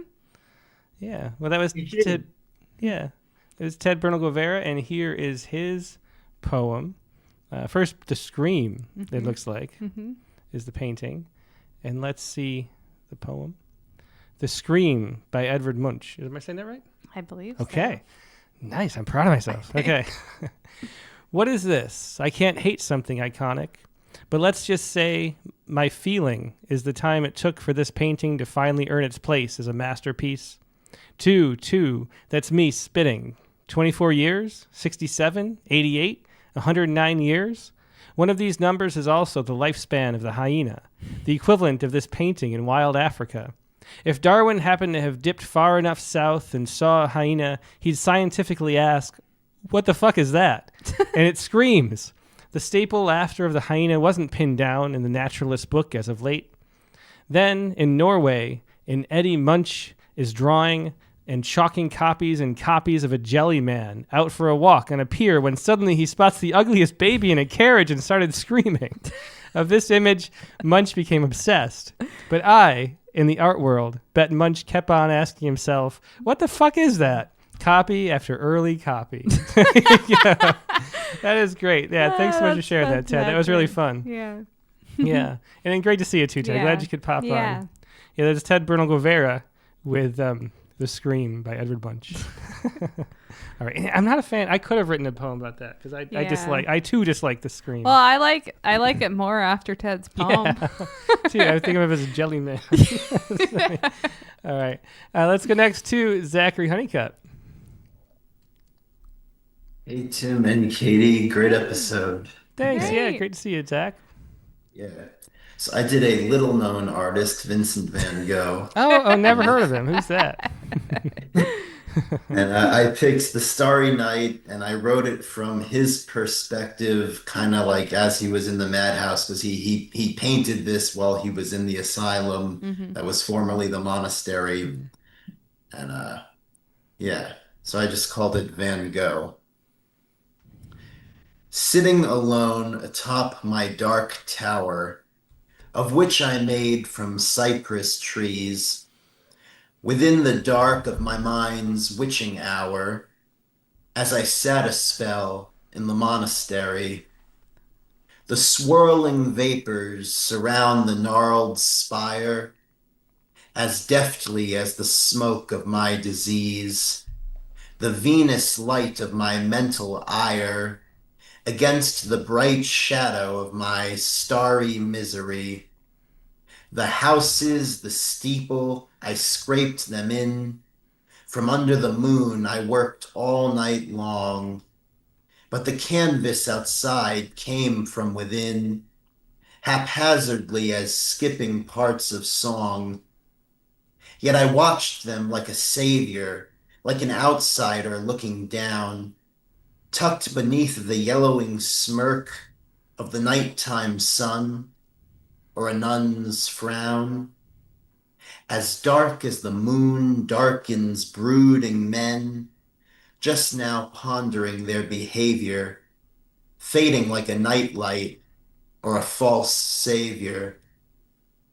But gossip from the brightest below, from the lit houses and dark streets, among busybodies and local eats, could not sway the mourning of my failure, or that painting I loathed. Or was it that, when I caught off my ear, did I not hear the gargoyle fall from the monastery?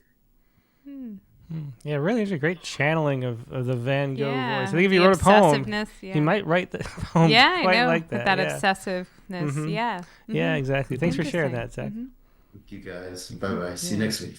Bye. Yep, bye. Yeah, Zachary Honeycutt with The Starry Night. Next, let's go to Jared Campbell. Hey, Jared. Hey. How you doing? Hey, yep. So I did one based on Yayoi Kusama's Where the Universe and Human Life Are. Interesting. I've never seen this one before. Yeah. Yep. Between the eyeball foothills and the chicken-poxing sky. My happy mountain, what's happened to you? The chicken-poxing sky is pressing down. Is it itchy? Are you feverish? Are you worried that your ice will fall? Are red worms fleeing down your slopes or climbing up in ticklish, horrible trails? Why are you so quiet? Is it because the sun is listening? If he's making you afraid, blink twice. Oh, that's good. It's one of those, if you're only listening to the audio version, it's a good episode to watch too, but because we've shown a lot of these paintings. But this one in particular, it's much more amusing if you get to look at the painting while Jared's reading. That was really fun, Jared. Yeah. Thanks, Jared. Thank you. Yeah, there's Jared Campbell with Between the Eyeball Foothills and the Chicken-poxing Sky. All right. Next up, let's go to Stephen Croft. Hey, Tim and Katie. Hey, Steve. Great to see you. Thank you. So this is the revolt of Dolly's soft construction with boiled beans, premonition of civil war. Like the tight atom of a boger swing exploded out into utter, absolute madness of our inhumane violence. One giant clawed hand grips the breast of its body's severed other half, a nightmare, Proteus syndromed Homo Vitruvius of so sickening disproportions, seeing it like the eye torture scene in A Clockwork Orange. Dolly is wrong. This is not us. What makes me sicker, Dolly is right. This is us. Again and again. One side throws a rock, and Aussie's war pigs lead us to slaughter. We degenerate again into a material hell of bullets, bombs, all the jagged things that scarify flesh and pile bodies in graves, while feasting on gallery opening finger foods of boiled beans and sun-spoiled spam, regurgitating stains of poisoned wine. I see the tiny man look down on the grounded giant hand, reading its palm, knowing this is us. We are the small men who do nothing. We are the monsters again and again. Just turn on the news. This is us, and this can't be us. The truth rending us. I really like that abrupt change to "this is not us" to "this is us." I think it's rare you see like so much of a shift in the middle of a poem too. So that was nice. Thanks. Thank you. Yeah, And, thanks, Steve. How about that sun-spoiled spam? That's tasty, huh? All right. Thank you. All right. Thanks. Yeah, thanks so much. It was Stephen Croft with The Revolt of Dolly's Soft Construction with Boiled Beans. Yeah. It's a wild painting there. All right, let's go next to Sean Evaningo Sanders. Hello. Hi. Hey, Sean, great to see you. It's been a while. Yeah, it has been a bit. So anyway, I picked an artist that I never really understood why his paintings were selling for like $50 million, and that's Rothko, with just the big planted swaths of color. But a funny thing happens. I started looking at all the art, and all of a sudden I started feeling things and stories and ideas. wow. And so I kind of started to like him after this, but I still don't like this painting very much. This was my least favorite of all the color combinations. And it kind of led to a dark poem, I guess you might say. Blocked memory. The ambered fear of slow fading bruises on my thighs. Misplaced trust in the gold insignia of his uniform. Waking up to a too bright sun after swallowing all those sleeping pills. How casual the sacrifice of a canary. Wow. Well, powerful in Yeah. its concision in that poem. Wow, that really captures the essence of that painting, I think. I can really feel it with the canary, too, at the end. That's really wow. Yeah. I have to Thank you. confess, I feel similarly about Rothko, too. I know we don't have much time, but when we were at that art museum, I was looking at one with Joe and Colin, and then I started to like a little bit more. But there are a lot of Rothkos in Houston. There's a temple, actually, too, to Rothko with him. So Oh, it was really? actually Oh. one I suggested Tim might do as an artist when he's like, I don't know who to, and it was like, well, you, but I don't know. I have mixed feelings, you know? Yeah. I think I could probably write a whole series of poems on just all the different color combinations because they really do start to evoke so much in you. Well, I think you should. That's the first one. Yeah. So thanks for the assignment. Oh, I was great. kind of surprised by how it Great. went. Oh, great. Well, thanks so much, Sean. Yeah, that's interesting. Thanks for sharing that. Yeah. And think about Rothko is like a Rorschach test kind of thing. If that's the point, is like you stare at it until you see something, and the way that like narrative injects itself into your thoughts. That's an interesting way. Maybe if that was his point, it's kind of interesting. The scale, I think, is what Yeah. makes it interesting. If this is a small thing, I don't Yeah. think. But anyway. All right. Well, yeah, let's moving right along. Let's go to Tina Denaclaw next. Hello there. Hi, Hey, Tina. Tina. Great to see you. Great to see you guys. This has been a really fun and interesting episode, and I really enjoyed that interview also. What an interesting man to listen to. I have to play it again. Okay, I also chose The Scream. A good choice, And- as we've established, yeah. And I had the same feelings about it all these years as Ted. It's like, what in the world is this person reacting to? And I didn't like it. It was obviously horrific. But when I read about it, this is what the artist said, that he remembered walking on a walk and suddenly the sky turned blood red, and that it really felt like all of nature screaming intensely. So that's actually what it's about. It's about nature. Oh, wow. Yeah, not the human condition. So here's my poem. Small poem for the Scream. A painting by Edvard Munch, 1893. Scalding hot tea is safer, cooled in a spoon. Cortisol steels us for the onslaught, then kindly blurs our memory. Deep grief is sipped in tiny bits for the sake of breath and sanity. Nature swaddles our lethal cuts and heals from under a scab. What balm do we have for nature? None. Crimson light pours through horizons as beggars' hands, stretching in silent supplication to ears that do not hear. Surely there are ways to hear, to see the scar before it starts, and find a grace-filled path. Yeah, I love the tightness of the descriptions there, Tina. It really, it's vivid and condensed too. Yeah, nice work. Thanks. Thank you. Yeah, thanks. That was Teen Denetclaw with a small poem for the Scream. Next, let's go to Nancy Tennell. Uh-oh. Did I do something wrong? No, you're good. Hello, Okay. Nancy. Yeah, great to see Hi. you. All of a sudden, my screen went away. Uh-oh. Well, you're back. Yeah. My painting was The Persistence of Memory by Salvador Dali, and my poem is called What I Would Forget. What I would forget always returns, like fog rolling in over a quiet pond. Memory is a silent mist persisting. What I would forget hangs limp and still. Memory is a moment that always insists, will not be dismissed.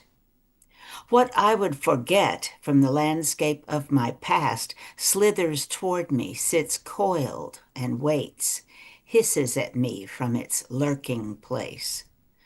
What I would forget does not move away as the measure of time passes. It drapes itself across my thoughts, a weighted blanket. How interesting to repeat what I would forget so many times. Yeah. Yeah, and then an interpretation of the clocks as a weighted blanket is really neat too. Weighted blanket. Yeah. Thanks for sharing that, Nancy. Thanks, Thank Nancy. you. Yeah, Nancy Tennell with What I Would Forget. Next, let's go to Mike Bales. Oh yeah, I'll have to listen to this interview again too. Yeah, he had a lot to say. I liked that big stream of poems without titles, just poem after poem after poem. My apologies to Katie. This poem has to do with poker. I was excited when I just saw the title. I was like, yes, I'm glad someone picked this. When I first saw it as a series of paintings, I first saw that like about 50 years ago. I saw it and went, you got to be kidding. But it is Dogs Playing Poker by Cesar Murrow Coleridge, I think. Dogs Playing Poker. A print of them hung on the wall of a novelty shop when I was back home for college. Dogs are sitting around the table. They intently looked at the cards they kept close to their vests. I knew that in poker you had to know when to play your hand or bluff. A clerk my age came to me and I flirted with her. She asked if I wanted to give them a home. It's real art, she said.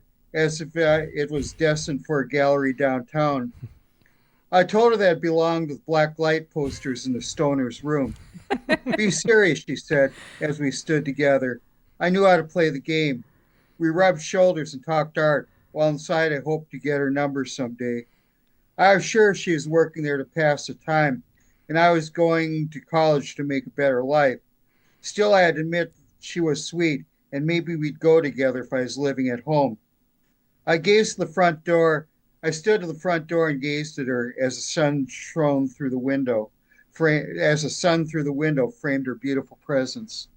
Aww. Yeah, sweet poem there. That is. Playing poker, interesting place to go Yeah, from that. I'm not a fan of that art either, and I have seen it way too many times. So thank you for not including a picture. Has Lizzie seen it though? Oh my, yeah, Lizzie would You're love welcome. it. I'm not too handy. I'm not too handy. That I was afraid it's all copyrighted, so I didn't really send anything. All right, well, thanks so much for sharing that, Mike. Thanks, That's fun. Mike. Okay, thanks. It was Mike Bales with Dogs Playing Poker. Let's go to Habit Mollet next. Hi. Hey, Habit, great to see you. You too, you too. Mine is in response to the Arnolfini portrait by Jan van Eyck. Let me just get it here, sorry.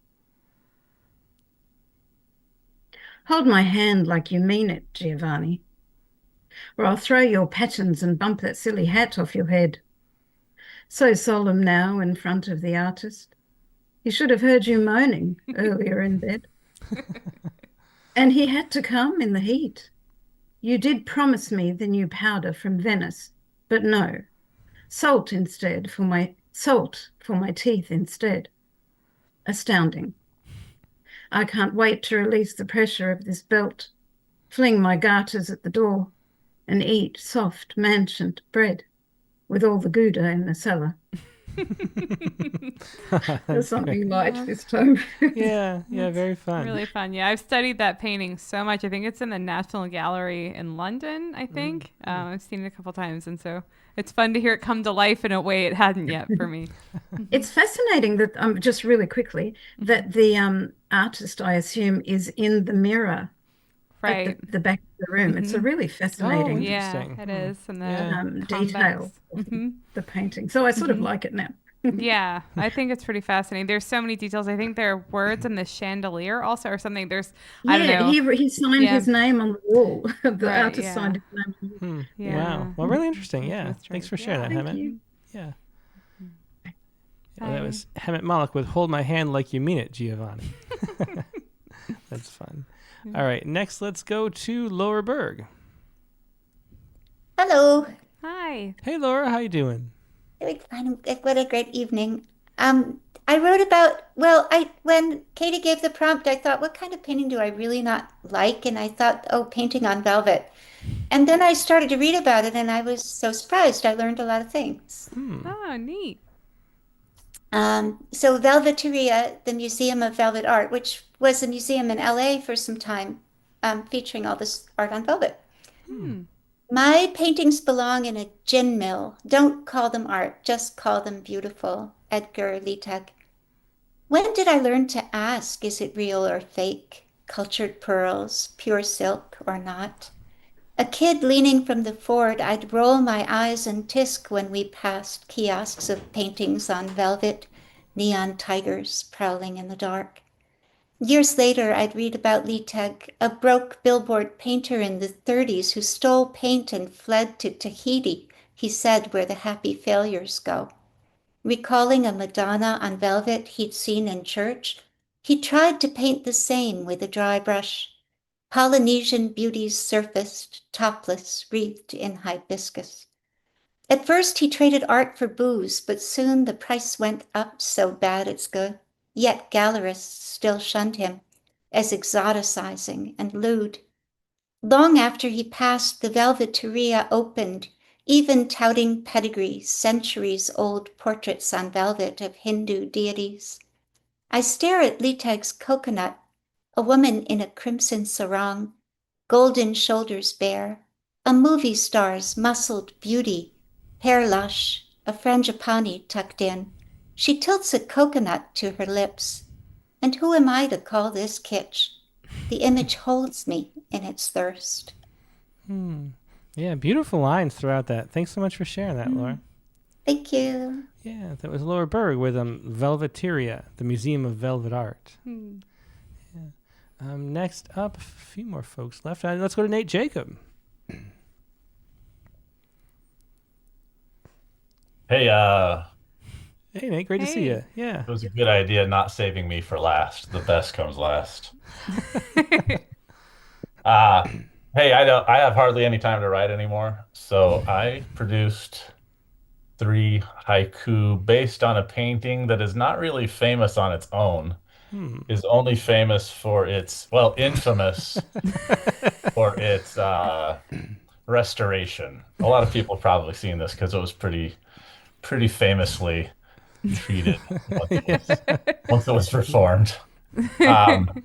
It's a painting titled Ecce Homo, which means Behold the Man, by Elias Garcia Martinez. And it's just a horrible restoration. And I got to thinking, 1,000 years from now, when somebody discovers my poetry, I hope they do a restoration like this to it. Just to see what comes out. All right. Ecce Homo. Self-portrait. Not even my friends call me art. Art restoration. I am what I am. Ship of Theseus. Better lighting. Painting outside. What lines?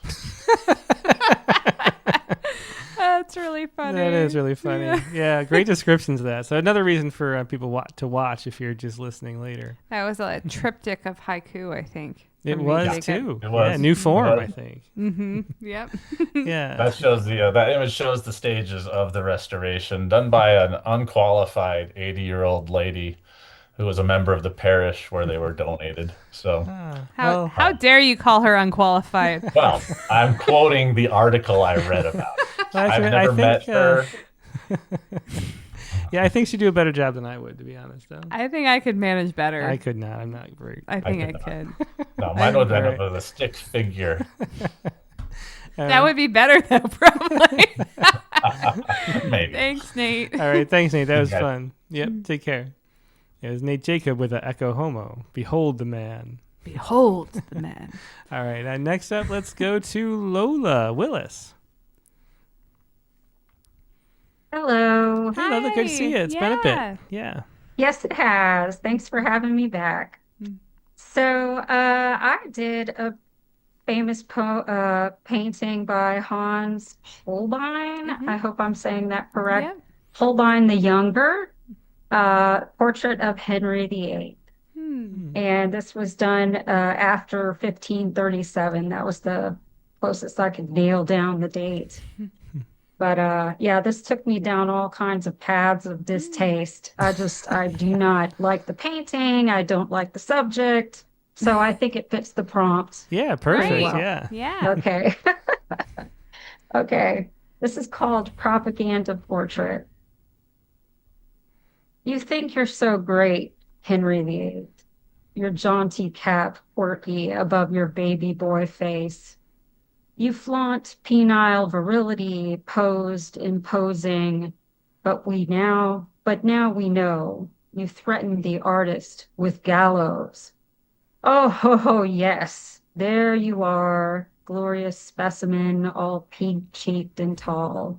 Though we know you were thoroughly sick, depraved, vile, and in truth, far over the hill, man. And what with the inflated sleeves to match the breadth of your ego, we know underneath that doublet, you're all of a crazy old man, spoiled child, toying with lives, beheading wives, and giggling, chittering like a rabid squirrel who's just eaten his young. Ooh, yeah, I never liked that painting. Now I like it even less. Biting ending. Yeah. Yeah. Thanks so much, Lola. Yeah, thanks, Lola. Thank you so much. Yeah, thanks for being here. That was Lola Willis with a propaganda portrait. And that's going to wrap up the Zoom for tonight. So let's go to the haiku of the week really quickly, and it is this. This is it's a little Easter egg if you're a Poetry Space fan, because we talked about this a little bit. But we're back after a long break on the Poetry Space. We It are. is nice to be back. We had fun recording our episodes this week. We definitely did. And one of the things that came out was that I never knew the actual definition of the word chic. You remember really? that? Well, it's better than eclectic, which That's is my true. problem. So anyway, here's my little haiku based on that. Anything being chic until you define it. So there you go. Anything being chic until you define it. That is my haiku for this week. And then there's the show for this week. Thanks, everybody, for being here. Now, next week, the prompt is going to be what, Katie Dozier? Gotta remember what I wrote a few hours ago. Okay. Write a poem in which someone is taken to a surprising school. Oh, interesting. So I want to say I thought everyone did a really great job with the prompt this week. There were so many creative entries, and I love really pushing the creativity. So see how surprising you can make your school. I'm excited to hear your poem next week. Yeah, good for a lot of places around the country going back to school this week. So wait, perfect what? timing. Really? Yeah, it's like you planned it based on what's going on in the world. Oh my gosh. Yeah. All right. Well, thanks for that prompt. And next week's guest on the Rattlecast is going to be Alora Young. Now, Alora Young had a prompt or a Poets Respond poem that maybe early. I remember she was on the Rattlecast, so it was maybe 4 years ago, 3 years ago. Really powerful spoken word sort of style poem, which is fun because we don't get that many. She went on to become the Southern Youth Poet Laureate of the United States. Oh, cool. And has this wonderful memoir in verse, Walking Gentry Home. And so she's going to be on talking about all the things that young people are interested in, I guess. Wow, we'll be learning a lot. I know. So wonderful poet, and looking forward to that episode 306. Write a poem in which someone is taken to a surprising school. Both of those things will be Sunday, August 24th, 8 p.m. Eastern, 5 p.m. Pacific. And to warn everybody, we are shifting the time for the Rattlecast. So in September starting, we're going to be moving back to Mondays. We were Mondays originally. We're shifting the date, not the time. Right, yeah. Sorry. So we are shifting, and I'm sorry it's going to be, it's going to be worse for some people, better for others, but it's just better for our life right now. Yeah, and our family, and having 4 kids at home. So. Yeah, exactly. Yeah. So we're going back to the original Mondays, what it used to be, starting in September, but for now, August is still Sunday shows. So that's Sunday, August 24th, 8 p.m. Eastern, 5 p.m. Pacific. Hope to see you there. Hope you have a great week in the meantime. And also another note, sorry. It's okay. The critique of the week. No critique of the week this week because I will not be available. So no critique this week either. But we'll see you next week for sure on the Rattlecast, number 306, Sunday, August 24th, 8 p.m. Eastern, 5 p.m. Pacific. Hope you have a good week in the meantime, and we'll talk to you later. Goodbye. Good night.